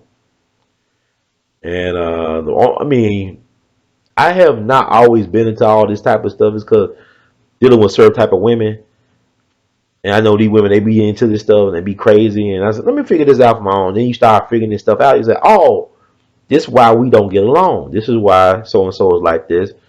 And it helped me a lot, with this stuff, like dealing with people, like even working on a job when I'm a supervisor, dealing with different type of personalities. Now you figure, okay, well, so and so's a Virgo, they're a Gemini, they're a Sagittarius. Da, da, da, da. Not saying that everybody's cookie cutter personality, but I'm saying it helps to understand numerology, to understand astrology, to understand life path numbers and all this stuff. It's information. Anything information can help information can help leverage some things for you in your life. I almost feel sorry for folks that want to be willfully ignorant. Cause you're missing out. Now, it could be a burden. I ain't gonna lie. Knowledge is a burden. But if you want to share it, relieve yourself the burden by sharing what you know. So, let me see. I read all the quotes I want to read outside of what. Now, oh yeah, I'm gonna read Sammy Candyman. The Candyman loved him some Elvis. Candyman, boing, boing, boing, boing, boing, boing, baby. The Candyman. I'm the Candyman. Okay. Sammy loved him some Elvis, man. I'm gonna read what Sammy had to say about his friend, his dear friend, down home friend, Elvis Presley. Read what Sammy. I used to love Sammy Davis Jr., man. He was amazing. If he was white, he would have been bigger than Sinatra. And to me, he's still bigger than Sinatra. I love Sinatra singing, but Sammy, I mean, he just said how the system do us, man. But Sammy was an amazing artist, excel at everything, man. And his life path number is one or was one, and really ones are known for being perfectionists. And Sammy was definitely that. Even with one eye, he was amazing. He was extraordinary. But what did our good pal Sammy Man had to say? Candy Man. What did the Candy Man had to say about the one and only Elvis? Oh, I'm all shook up. I think Elvis' hair originally was blonde, if I'm not mistaken. I could be wrong. Y'all look that up. I think he was dyeing his hair black. Also, I think his mom was black. 'Cause I know you read about the background of his people. They'll say his mom was Scots Irish and had French blood, whatever. And then his folks would say, well, his mama had Cherokee in her family too. Elvis, like a Malungan, I think Elvis was black. I really do think Elvis was passing, or his mom was keeping a secret. You know what I'm saying? That she didn't tell her son. Just look at pictures of his mama, how she looked. She's probably high yellow, Otero, mulatto, whatever. But they said they had Cherokee in their family. Native Americans.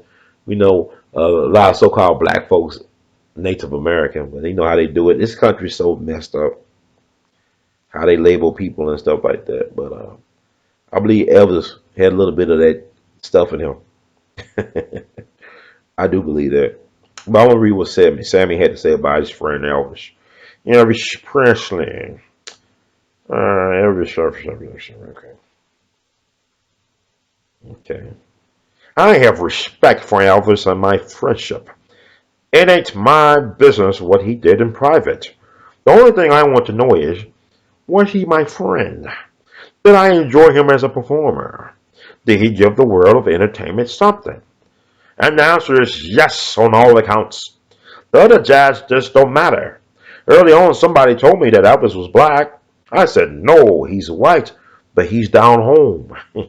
Down home, bang, boing, boing, boing. And that is what it's all about. Not being black, not or white, it's being down home. And which part of down home you come from. On a scale of 1 to 10, I would rate Elvis 11. 11. Shaboing, boing, boing. I'm out of shaboing, boing, boings, okay? Whatever. But that's what he thought. This is Sammy Davis Jr. in his own words when he thought about his friend Elvis.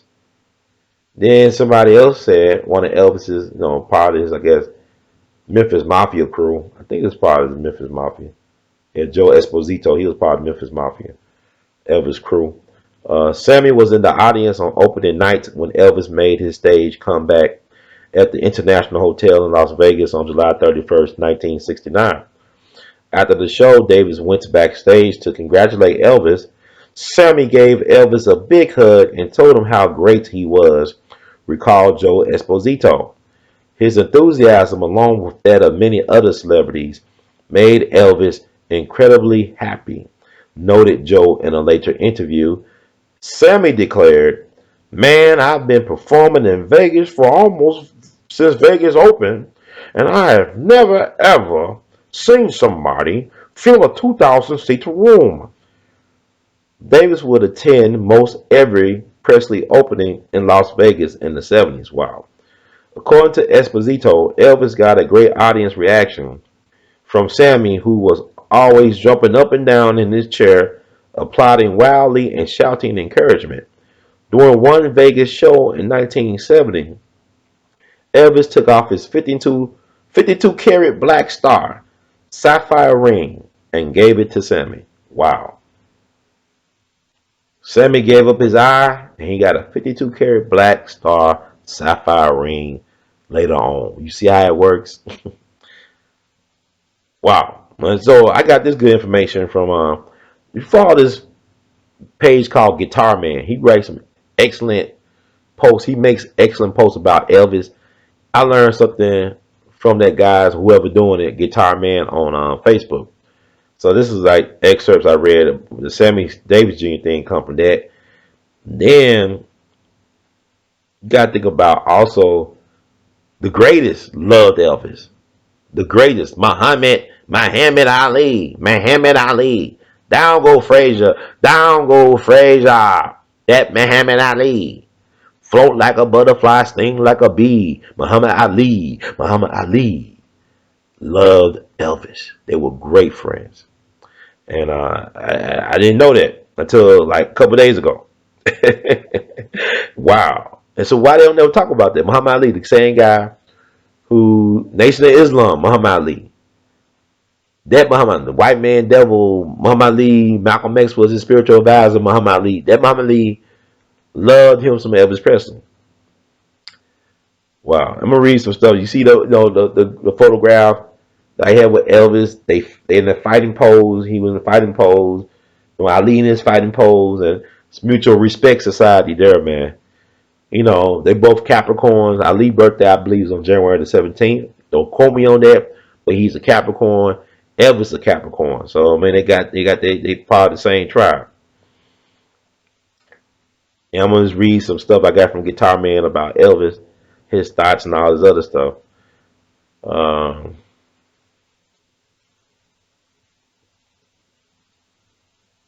yeah. When Muhammad Ali called Elvis Presley the greatest, there was one person besides himself who Ali also called the greatest. The king of rock and roll, Elvis Presley. Ali was a huge Elvis fan. In the 1970s, when asked who his favorite singer was, Ali said that Presley was his second favorite, only to Sam Cooke. Sam Cooke was a good friend of Ali. You know, Sam Cooke actually recorded Ali singing. You know, there's footage of Ali and Sam Cooke singing, but Ali actually was real close to Sam Cooke. You know, Sam Cooke was at his fight. You know that movie they did, that One Night in Miami movie. I think Regina King directed it with Muhammad Ali, Sam Cooke, Malcolm X, and Jim Brown all stayed at a hotel for one night, and it was like something that they dramatized. And the only person still alive is Jim Brown, and I haven't heard anything about Jim Brown saying that it was inaccurate or whatever. He didn't say nothing. Jim Brown ain't saying too much of anything. Last time I saw Jim Brown, or somebody referenced Jim Brown, was when he visited Trump, when Trump first got elected at Trump Tower, I believe, with Kanye West, I think. But much respect to the legend Jim Brown. But I read some more what Ali said. When I was 15 years old and I saw Elvis on TV, I wanted to be Elvis, recalled Ali to his friend Tim Shanahan, author of Running with the Champ. Other kids in the neighborhood would listen to Ray Charles and James Brown, but I listened to Elvis. I admired him so much, and I decided if I was going to be famous, I'd do it just like him. He's one of the reasons I wanted to entertain people and be loved by people and make the girls admire me so much. They had a thing for them girls. As a young teenager, Ali was influenced watching Elvis become successful during his breakthrough year of 1956. He was particularly impacted when Elvis followed through on his promise to buy his mother a car and a house when he became rich. You know, you look at Elvis and Ali, it makes sense that they'll like each other. They're larger than life. Look how they look. They're very charisma. They got unique heads. You know, Ali was just made. He was just sculpted for that moment. He was made for that moment. Elvis was made for that moment. It's mutual respect, appreciation society. So I can see how they could get along and see each other because nobody knows what it's like to be those guys on that level. It's like being Michael Jackson. You don't know what it is to be Michael Jackson, to be that famous, to be that revered, to be that reviled. Is it reviled? If I'm making words, is it reviled? Is reviled a word? Man, I be getting my little flow thing, man. I don't know, man. I'm just giving y'all a show. I'm trying to say, how can I cut this down?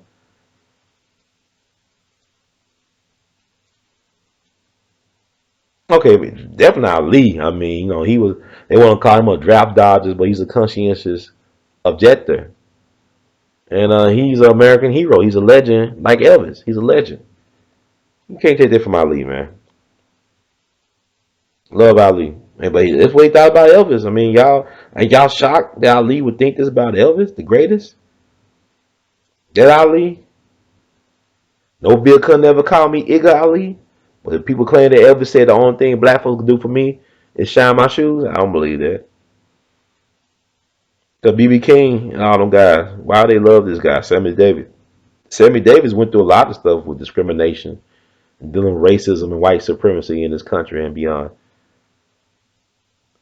What would do him? What good would it do him talk about Elvis? Elvis performing in a place where, Vegas back in the day, if a black person was caught swimming in a swimming pool, they would drain the pool. They would not allow like headline acts like a Duke Ellington, whoever, to walk through the front door, let alone stay at the hotel. This is the type of Vegas that Sammy Davis had to endure. So why would you out of the way singing the praises of a son of the South if Elvis wasn't a decent and fair guy? Even like Ike Turner and Elvis were good friends, because they all started as Sun. Because like the reason for Sun Studios, they were trying to record black musicians like Muddy Waters and Holly Wolf and Ike Turner or Jackie Brenston. They wasn't trying to record no Elvis or Roy Orbison or no Johnny Cash. But it came along later. But Sun Studios was starting to record black acts. But Elvis was a white dude who sounded black and could move like a black dude. So he looked kind of like Jackie Wilson. He did like, but Jackie gave Elvis his props. So I don't know, man. Y'all keep on. But with Noni Harris, that was a G. But I know Phineas Newborn. He called him Phineas, whatever, Newborn, great jazz piano player from Memphis.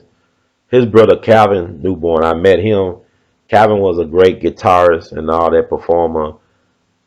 My understanding that Elvis used to watch Calvin King perform at the Plantation Inn, I believe, over in Arkansas. That we got some of his moves and stuff from watching Calvin Newborn. I say Calvin King, I mean Calvin Newborn. And he passed on not too long ago, but Calvin Newborn used to play for Ray Charles, and I remember I recorded him. He talked about how, 'cause I asked him, was it true that Ray Charles flew his own plane? He said, yeah, it was true. He said, matter of fact, when I get on a plane with Charles, I would try to get some alcohol, some pills, or something like that to get knocked out. I didn't want to be up while he was flying the plane. So I actually got him recorded saying that when I met him, but he passed on, I think, in December 2019 down in Florida. That's Calvin Newborn, the brother of Finest Newborn, or Phineas Newborn, great jazz piano titan, who also was one of the inspirations for Elvis Presley. That's how he learned his stage presence and all that stuff, studying the black Calvin Newborn of the famous Newborn music family. Um, what else? So get back to Ali thing. Said a couple things.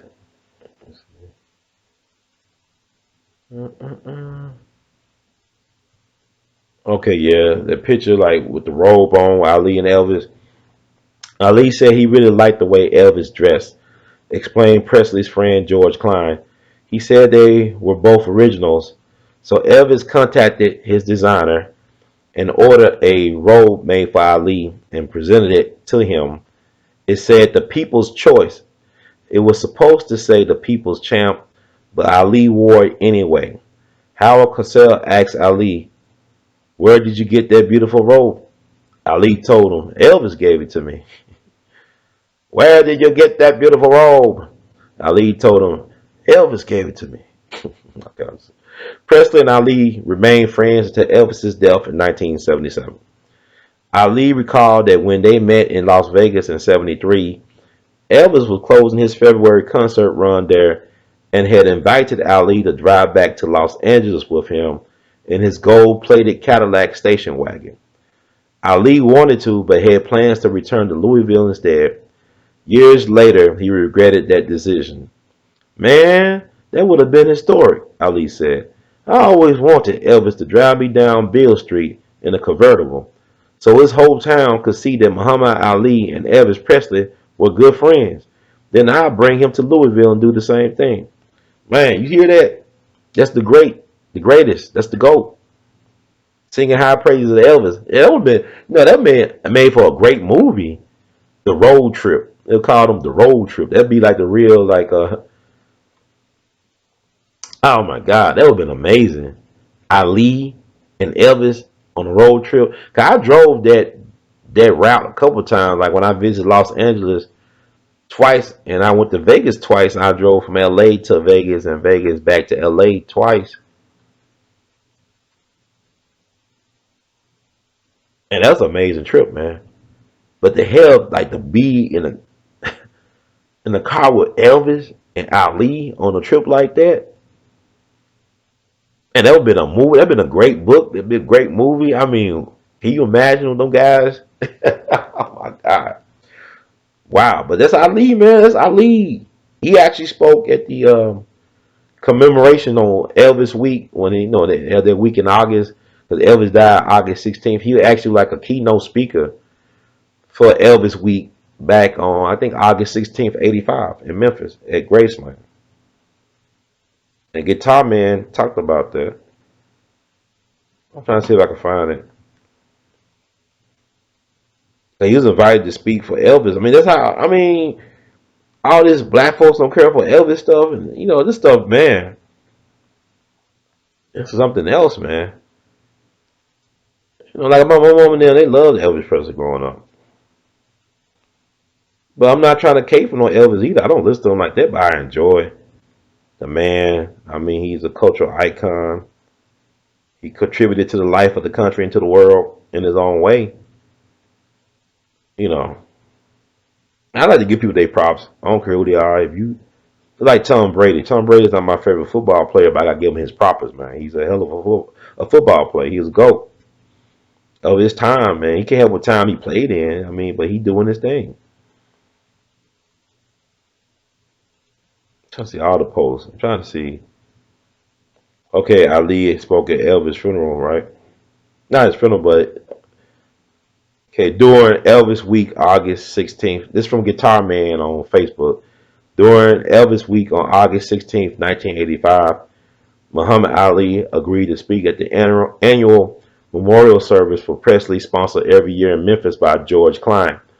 Ali had just been diagnosed with Parkinson's disease in '84, but he won over the crowd of Elvis fans when he sang a few lines a cappella of one of his favorite Presley songs, Don't Be Cruel.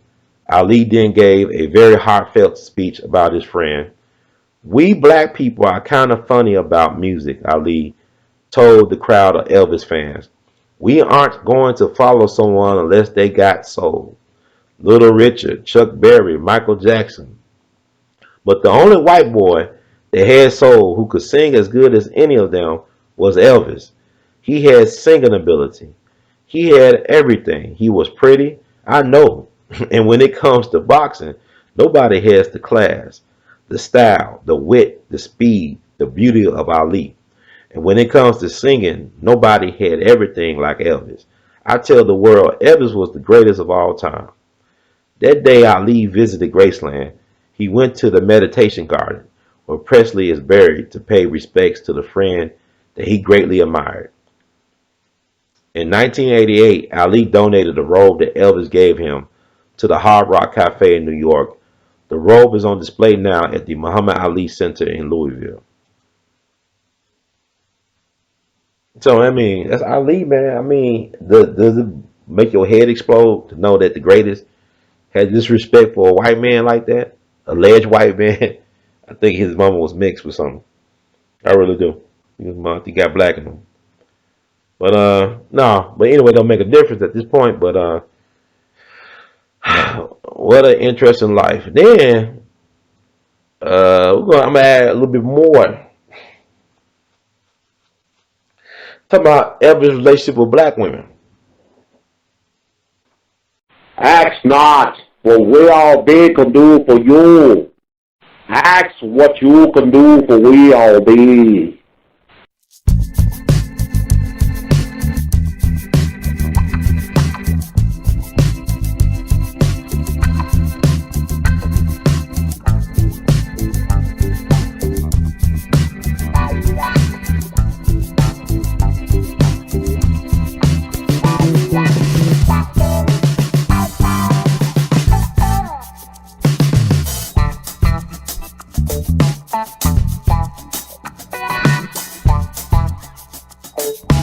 Lee Alexander from Carolina. I went to visit in Memphis, Tennessee with some friends of mine, and I said that when I finally got a job there, when I used to see this limousine coming through and picking this young lady up from the school, and they said it was Elvis Presley's daughter. She was multi-racist, young lady. Let me get. And they claimed she was about 10, and they said that was his backup singer, one of his backup singer's daughters. And I witnessed that more than one time. I used to work downtown with a drug division. We make bills and stuff, and we used to go in different exits and come back on different places. And so, when I left there, I left it alone. Then I heard a couple of excerpts I heard that he used to, date, but I couldn't, not date, have a relationship with some of his singers. Which one, I couldn't say. But that was back in 1970, between 70 and 71. If she was 10, you can figure the age out now. And you could go back 9 or 10 years back, maybe 12, 11 years back. If she was 10, it'd take 9 months for her. You'll figure who was on this group during the period of time.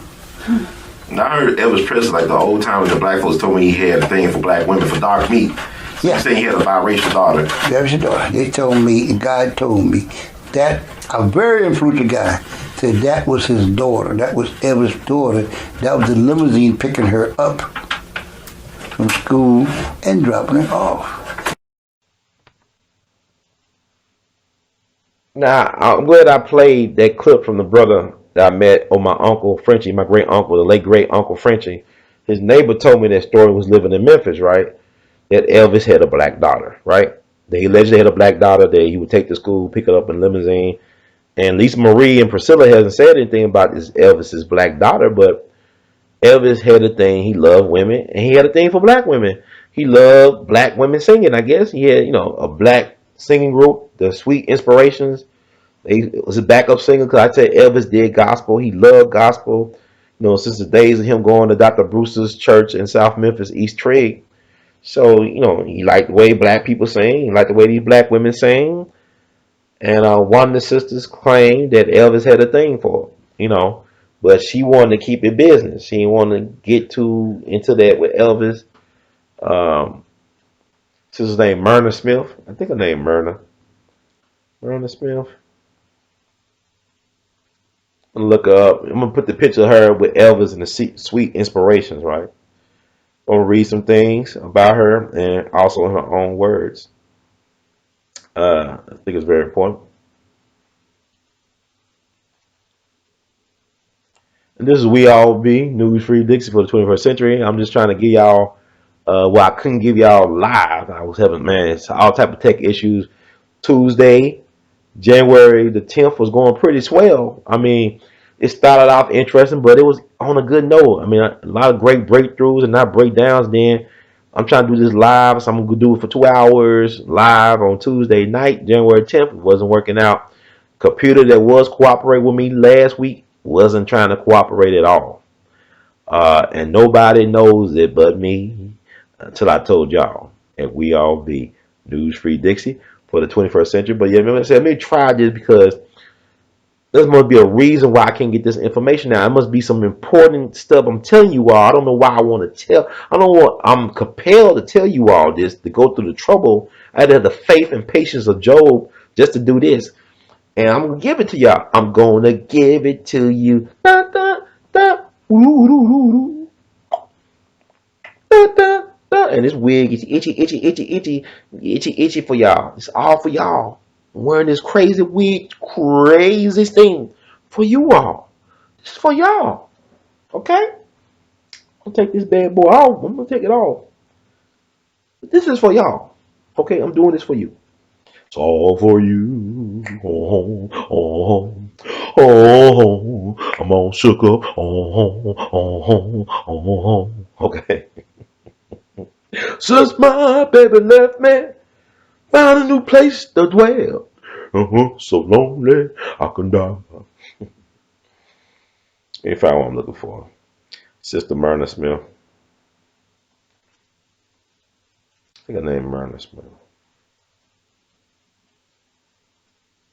She was one of the members of the Sweet Inspirations gospel group, his backup singing group, Elvis. Like I said, I've been wanting to do this show for a minute because I was trying to do this as a movie review. I saw the movie Elvis. Like I said, Austin Butler won that. He needed an assist from Denzel. One of his co-actors on the Broadway play, The Iceman Cometh. They both played in the Broadway produced play, The Iceman Cometh by Eugene O'Neill. So Denzel was very impressed by the dude. He cold called the director of the movie Elvis to politic the campaign for Austin getting the part, and Austin got the part. Just won the Golden Globe Award last night doing his best Presley impersonation. Oh, thank you very much. Thank you very much. Thank you. Both Life Half Nine. Ain't that something? Did Denzel know? There you go. Mm-hmm. But trying to see if I find that article.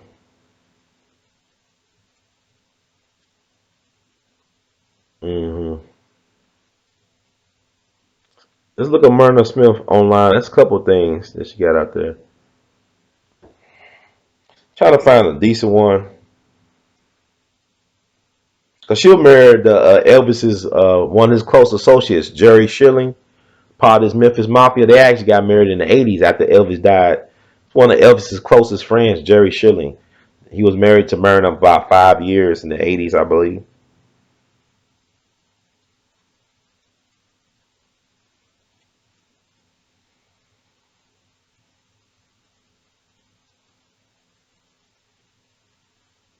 Trying to see. Trying to find a good article that I could read off of and then do why you know how I be doing it.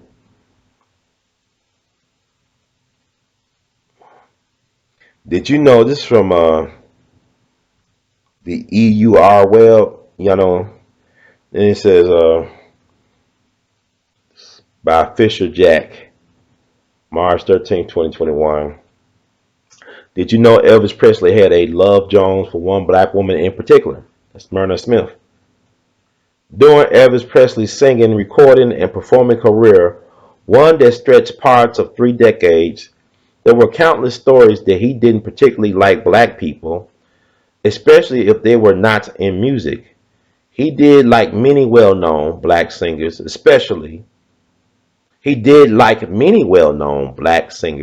especially according to some music historians, if he could copy and use their vocal and musical stylistics to further his own career.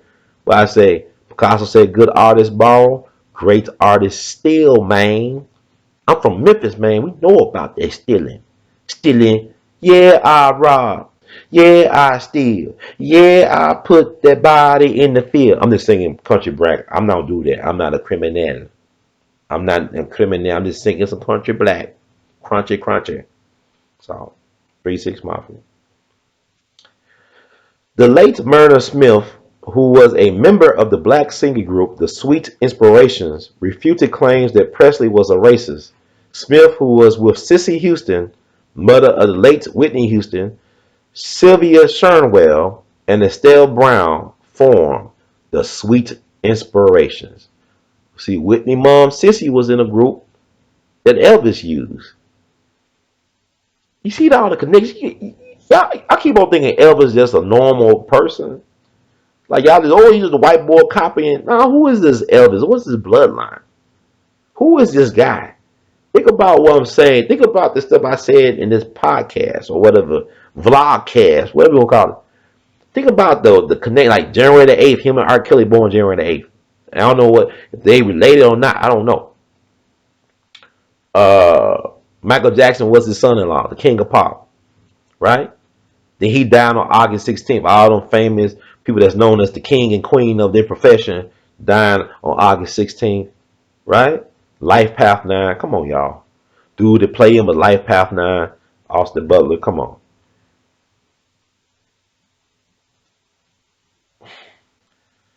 I know I'm talking, man. I know I'm a talker. Okay, so she was part of the group The Sweet Inspirations, which provided background vocals for Presley, also known as the King. The King. The King. More of a king than King Charles, y'all. Yeah, it's late. It's getting late, man. Okay.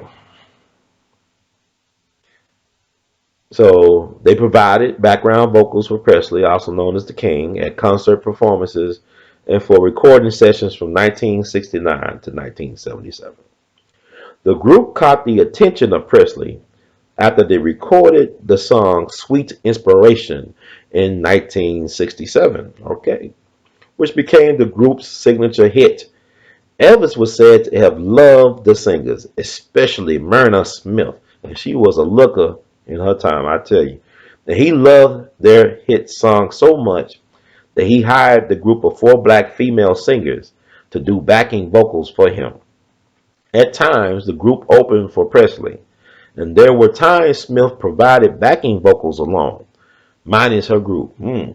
Oh, sexual healing, sexual, when I get that feeling, Okay, I'm sorry. According to Smith, Presley always treated her and the group well, wherever he performed nationally and internationally.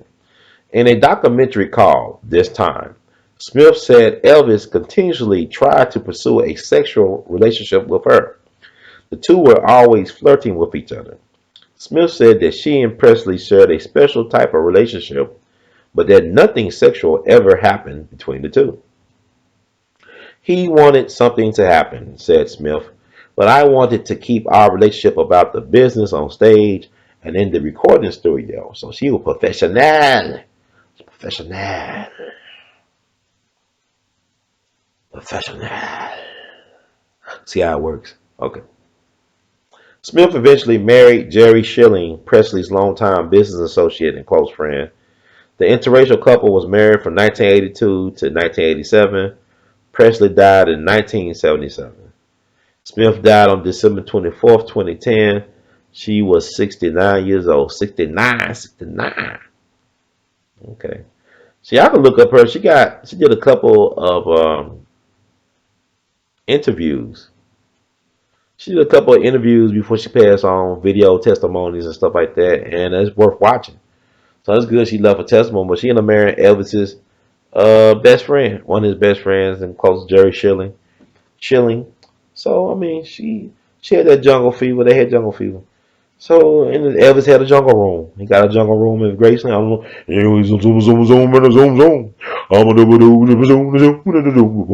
I'm gonna shake it around, gonna shake it around, shake it. Okay, I'm stopping now. It's, it's getting kind of late. It's getting late. Down the hall, in one of the little small rooms rehearsing. And so Dale or somebody came in the room and said, hey, y'all want to meet Elvis Presley? And we were all little kids. We like flipped out. We were like, oh, yeah. So they took us down the hall and we went in the studio, and Elvis, big as life, standing in the center of the room, and he had his whole entourage that you might see now in the video in the studio, and he stopped his session and he spoke to all of us. He shook our hands, and we were at odds. We were young, 17, 18, 19. And then he said, y'all want to see my car? And we said, yeah. So he took us outside the parking lot, and he had the little Studebaker. I think Ford did a remake on it. So little Studebaker, little Ford two-seater, and he opened the door. The interior was mink. And I thought it was leopard. and the dashboard had red lights, and when we opened the door, the red lights flashed Elvis Presley. Wow. I mean, we were just to meet Elvis Presley. Yes, yes. I was there. But even if you saw the clip I played with 24 Karat Black, the group from Stax, they only had one official release album. They were on tour for 2 years plus years with no money, touring in a U-Haul. They had oh my God, they had a fanboy and fangirl moment with Elvis. Black folks loved Elvis, man. I played the clip. 24 Karat Black, they should all be millionaires because so many people, like hip hop people like Dr. Dre, Jay-Z, Kendrick Lamar, name who's who of your favorite rappers, they sampled their music. Because like you look at the music now, a lot of rap I like today's rappers is because they sample soul beats. That will make their stuff so good. Like even go back for over 20 years ago to Eric Sermon. Just like music. Ooh. What made that song fire? Was it Eric Sermon? And I like PMD. But no, it was Marvin Gaye sampling that music song he did. Oh yeah, just like music. I love Marvin. Marvin, he used his mental illness as genius. It was like for music making genius. He said, "Hey man, how you doing, dear? I take that, daddy, but you know what something? I know what, man. It just get my heart. It get me so angry inside." I said, he be doing, he talking to himself. Oh baby, that's like music. Okay, y'all know I can dance, right? Yeah, no, he probably be my cousin. I got a couple of famous cousins, whatever, music and entertainment. But on all sides of my family. Curtis Mayfield, Spud Webb, all that stuff, man. That's me. But that's all of us. That's black people. So we only matter when we entertaining folks. You know, if they can exploit us and they can use us as entertainment, that's when we matter. You know, we don't matter because we exist. We matter we matter to others when we can benefit them. But anyway, that's another story. Like Elvis used to be carpet off here. I'm all shook up. Jailhouse rock on. Jailhouse rock. Okay. Yeah, 24 Karat Black. Check out them. Stream some of their music, man. But they're not getting paid anything. But a lot of their music is used as samples like Wu-Tang Clan, Dr. Dre, like I said, so many of them. But they were in awe of Elvis when they met Elvis. And Elvis showed them that custom-made car he had. But if Muhammad Ali and Elvis, they did a road trip like that, man, that would have been epic, man. That would have been so amazing for somebody to document that.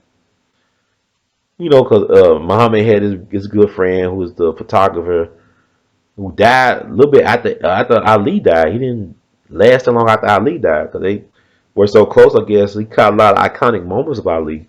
Well, I thank God for Ernest Withers. Y'all might think he's a traitor and all that stuff, but Ernest Withers did some great iconic work. For him to catch a picture of a young Elvis and young B.B. King all dressed to the nine for a good cause. That's amazing. But anyway, what else? I think that's it. I mean, I just wanted to give y'all some type of a primer or something to start your journey. Like I'm just throwing breadcrumbs out there because I want y'all to think of this Elvis thing a different way because, you know, the biggest selling artist for a long time wasn't Elvis. It was Fats Domino. Fats Domino was outselling Elvis at one point. You know, Fats Domino, I mean, the Fat Man, that boy was bad. That's bad in a good way. You know, he lost everything during Hurricane FEMA and Katrina. You know, he lived in a night ward all his life. He didn't run to the suburbs. He could have lived anywhere in the world probably, but he wanted to live at home in the ninth ward. He lost all this stuff in the flood, whatever, in the hurricane, whatever they called it. You know, a natural disaster, whatever you want to call it. But, you know, Elvis had a lot of respect for Fats Domino, from my understanding. You know, we lost Fats Domino and Chuck Berry in the same year, 2017, along with Bobby Dick Gregory. Bobby Dick Gregory went to the same high school S. Chuck Berry, and Arthur Ashe, Sumner High School in St. Louis. Wait, all right? The Sumner High School, named after Senator Charles Sumner from Massachusetts, who almost got killed on the floor of Congress by a U.S. representative from South Carolina named Preston Brooks. Beat him with his cane, man. And he would cover a lesson for a couple years before he came back to Congress or back to the Senate, whatever you want to call it. But and before I get out of here, I want to further add to this historical record of this wonderful monumental podcast. I want to add the actual response of my mom to the passing of Elvis. See, my mom, she wrote this back in 2018, right after the passing of Aretha Franklin, the Queen of Soul. You see, a lot of folks felt it in Memphis. Aretha was born in Memphis, but she died up in Detroit. But this happened on August 16th, 2018. And people like myself and other folks say, okay, this is the same. August 16th is also the day that Elvis died. Elvis died on August 16th, 77. Then we started talking about Robert Johnson, Babe Ruth, all these greats died on August 16th, who are, considered American cultural royalty. And so memories, and Aretha was born in a home here in South Memphis and Soulsville, where Stax is located. A lot of history in that neighborhood, but her home where she was actually born still stands. So a lot of people were paying homage to her birthplace in honor of Aretha Franklin. So I want to read my mom post on Facebook about her memories of when Elvis died. They had his funeral. Matter of fact, Elvis was buried right across from her neighborhood of Bunker Hill. Like, he's buried in a place called Forest Hill Cemetery originally.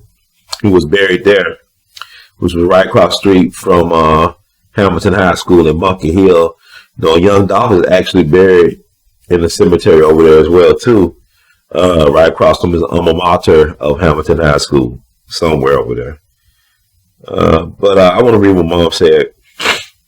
Dr. Callie Hurd, Dr. Mom, the artist mom, Dr. Callie Hurd, Dr. Mom. That's what she said on August 19th, 2018.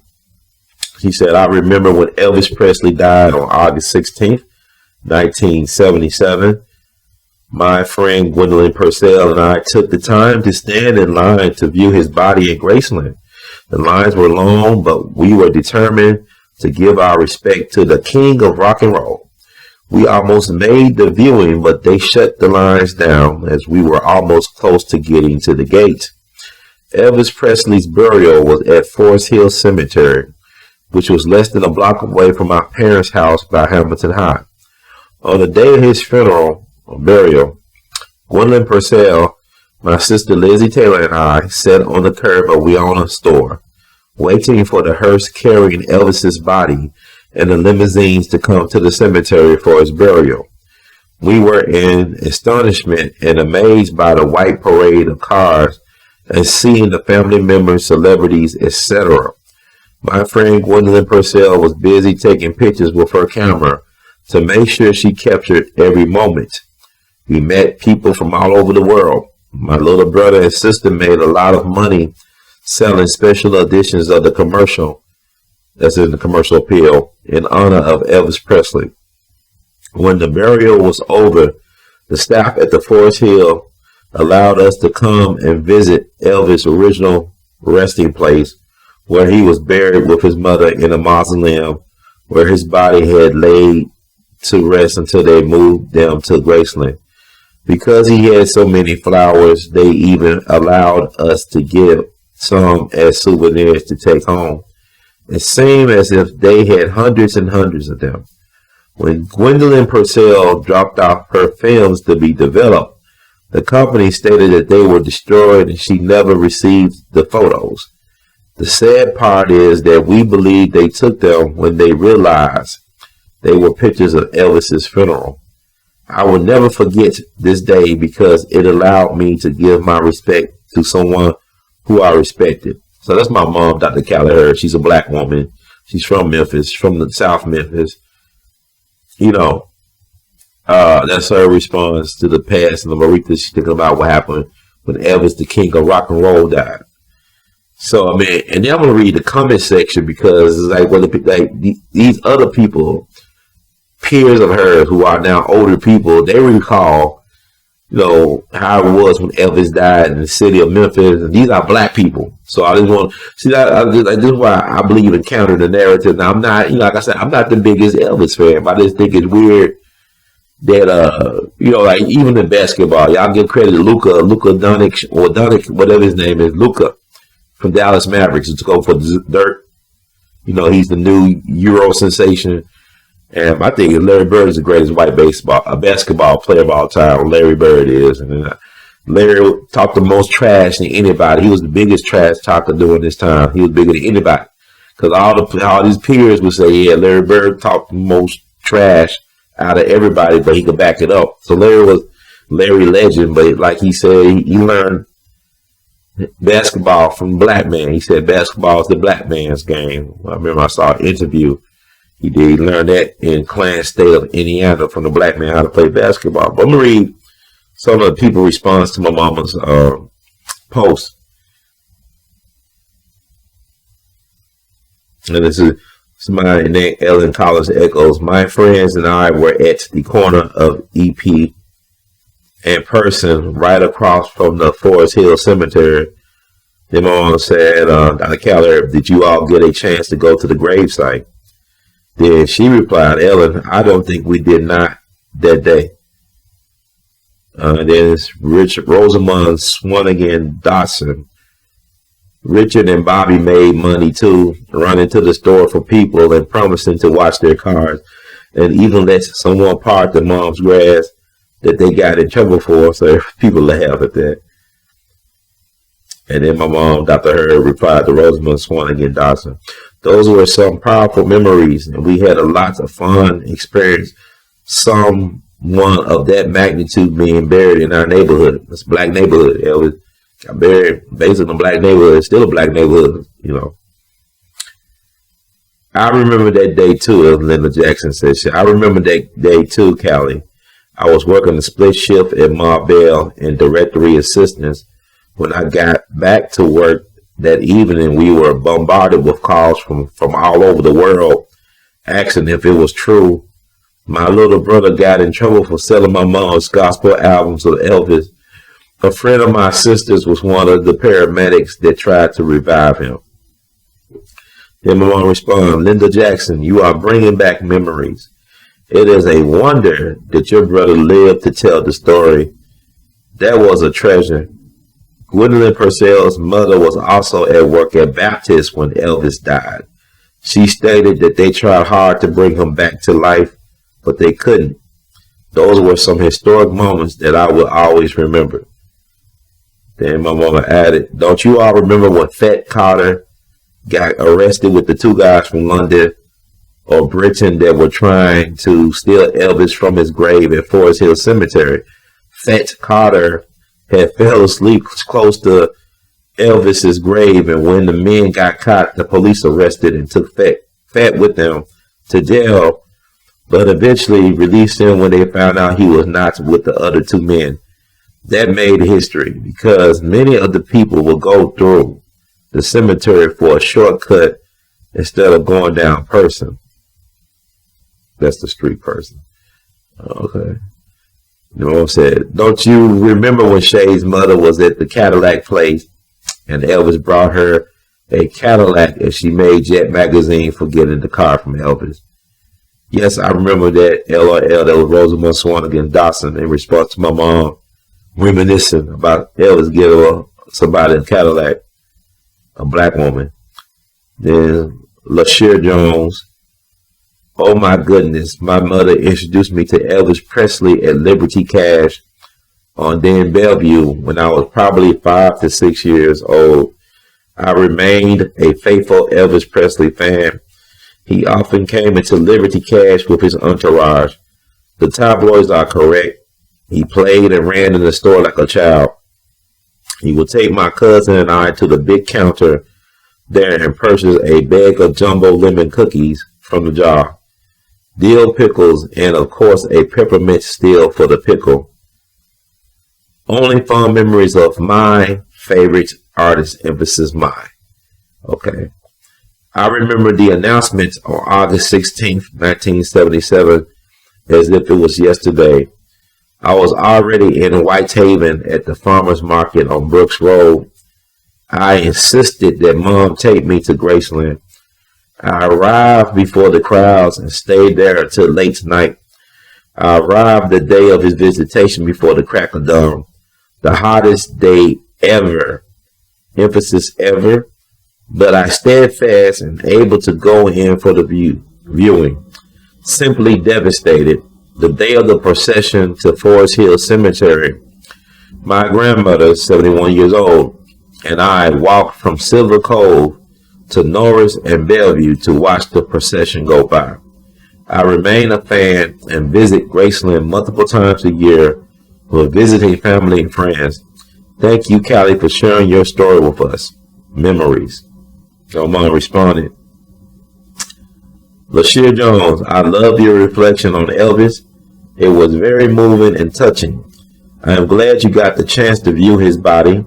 I can identify with how you felt. Getting to visit the grave made up for us not being able to attend the viewing. Just up the street, around the corner from the cemetery, was Dr. Herbert Brewster's church, that Trigg Avenue, which Elvis loved attending to hear the singing of Dr. Brewster. I did get the chance to visit Graceland years later, and it was worth it. Here, I'm just reading into the record for the podcast, for history, for posterity. These are black people talking about they can remember, they can recall where they were at when they heard the news. Talking about Elvis, having actual memories of Elvis buying Cadillacs for a black woman that made Jet magazine, buying them candy and stuff like that, things of that nature. This is, these are Memphians, these are black Memphians. So, showing the full circle here. All right. See how it works somewhere. But, yeah, man, I want to thank y'all. I can't believe I got through this. And I hope that, I know I'm looking silly and I be doing all this app living and stuff. I hope something reached you all. And if it reached you all, reach into your wallets, reach into your cash apps, reach there. But yeah, but seriously, if you are inspired by what you heard, what I presented, if this could be of use or service, please feel free to give back to the ministry, man. Because I feel an obligation to serve my people. I'm here to serve. I'm a Life Path 9. And it means that I give till it hurts, man. I mean, like, even in spite of what I'm going through, whatever I'm going through, I want to be consistent in giving out this information. So I've been doing it for 16 plus years. So why not? Why stop now? But if you love the words from Brother Herb, please subscribe. We All Be TV at YouTube while you can, man. And also think about giving. If you want to give, I'm serious about the Cash App. $ R2C2H2. That's $ R2C2H2. You can Google Pay, PayPal, and Zelle support R2C2H2 at gmail.com. Once again, you can Google Pay, PayPal, and Zelle it. Use the email R2C2H2 at gmail.com. That's R2C2H2 at gmail.com. All right. You also can Vimo your support at R2C2H2. That's at R2C2H2. All right.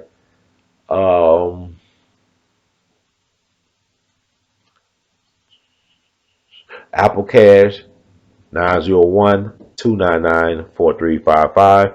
That's 901-299-4355. You can also buy Art of His Art, R2C2H2.com. That's R2C2H2.com. You can wear Art of His Art right here. Got my Jimmy Lonsford. Because rhythm is our business, and we do it well. Rhythm is our business, and it's going swell. Something like that. But Teespring. Now I'm working. I don't know what's going on. This Mercury retrograde stuff is real. But my Teespring shelf is not connected to my right store because, like, it should be connected to my R2C2H2 Play Store. And that's where most of my shirt products are at. It's not at the all that jazz and blues shop or whatever. So I'm working on getting that worked out because I know it probably cost me some sales. I know people like you try to click on something and it don't go to the right place. A lot of us give up. I'm one of them weirdos. I try to make it work and I try to figure out ways to get around certain things because as an artist, I'm more interested in trying to find a way did it even like solve the problem? Because the thing about art is like the same visual problems I'm dealing with. Leonardo da Vinci had to deal with Picasso, Michelangelo, John Michel. So you don't solve problems. You find a way to get around, over, or under a problem to get to where you need to go. That's life, period. And I have some freestyle sessions. I gotta get this laptop situation fixed, but I ain't gonna, hey, nobody can stop us now. No one can stop us now. I'm on the road. We on the road, baby. We all on the road because we all be in it to win it. We all be in it to win it, man. We all be in it to win it. There you go. I'm looking over here. I'm looking over there. I'm a creature of habit. I'm trying to figure it out, y'all. Yes, yes, y'all. Yes, yes, yes, yes, yes. Oh man. That's everything I want to say. I know I'll probably go to sleep, whatever. I'm gonna have this out for you all. This is gonna be out tonight. It's the night. We'll have this thing popping, baby. Thank y'all for y'all patience, man. I really appreciate y'all. Y'all don't understand, and because like y'all could do anything y'all want to with y'all time. Y'all chose to spend time with me to support what we doing, and we all be, and we appreciate y'all so much. We love y'all madly for y'all appreciation. We love it. We love it. Cause like y'all give me motivation. Y'all text me or call me and leave messages. And you think I don't be watching? I'm doing a better job of responding. And I'm glad I could be transparent and honest with you all. And I know everybody can receive what I got, but it's not for everybody. It's for somebody. Cause like you listening to me, the words come out of my mouth. I'm a rose that grew out of concrete too.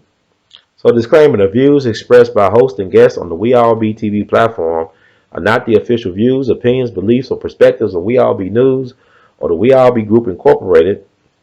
We All Be News is an organization that thoroughly believes in supplementing the information narrative that is usually supplied by the corporate news entities with those viewpoints and expressions which may be marginalized or ignored for a plethora of reasons.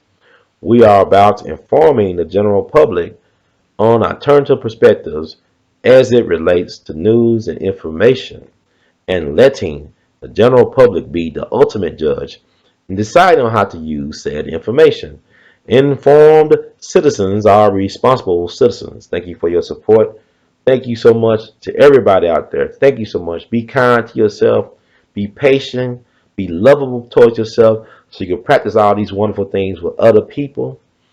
In the words of late great immortal Duke Ellington, we love you madly. In the words of Brother Ron, keep on producing and pushing. And know that the best is yet to come. I don't want to be a tiger. The tigers are too rough. I don't want to be a lion. Cause lions ain't the kind to love enough. See how it works? Somewhere, baby. Somewhere. Oh, baby, let me be your teddy bear. Put a chain around my neck and lead me anywhere. Oh, let me be your teddy bear. I don't want to be a tiger. Tigers play too rough. I don't want to be a lion. Cause lions ain't the kind to love enough. Oh, let me be your teddy bear. I just wanna be your teddy bear, baby.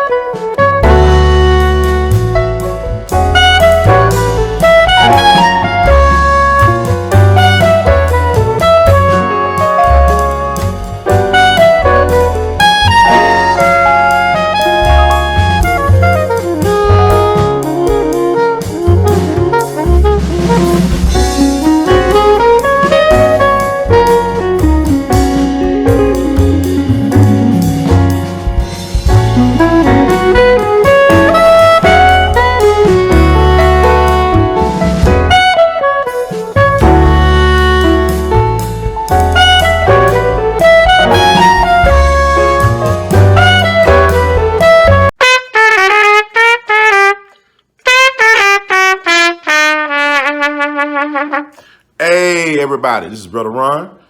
I am asking you all to do me a big favor. Think about supporting the We All Be movement. Your donation is tax deductible. The We All Be Group Incorporated is a recognized 501c3. And I'm just asking you all because I want to keep on bringing y'all quality work through the way that I know how to do best. And I'm going to sing my praises and toot my horn. A lot of y'all were not hip to Dick Gregory until Brother Ron brought him on the We All Be platform, until that jingle review we did. Y'all seen another side of Judge Joe Brown, and Judge Joe Brown's message has been amplified. But it was We All Be that brought Judge Joe Brown to y'all back in 2014. And so many others. And we covered so many things. So help us out so we can help you all. Peace.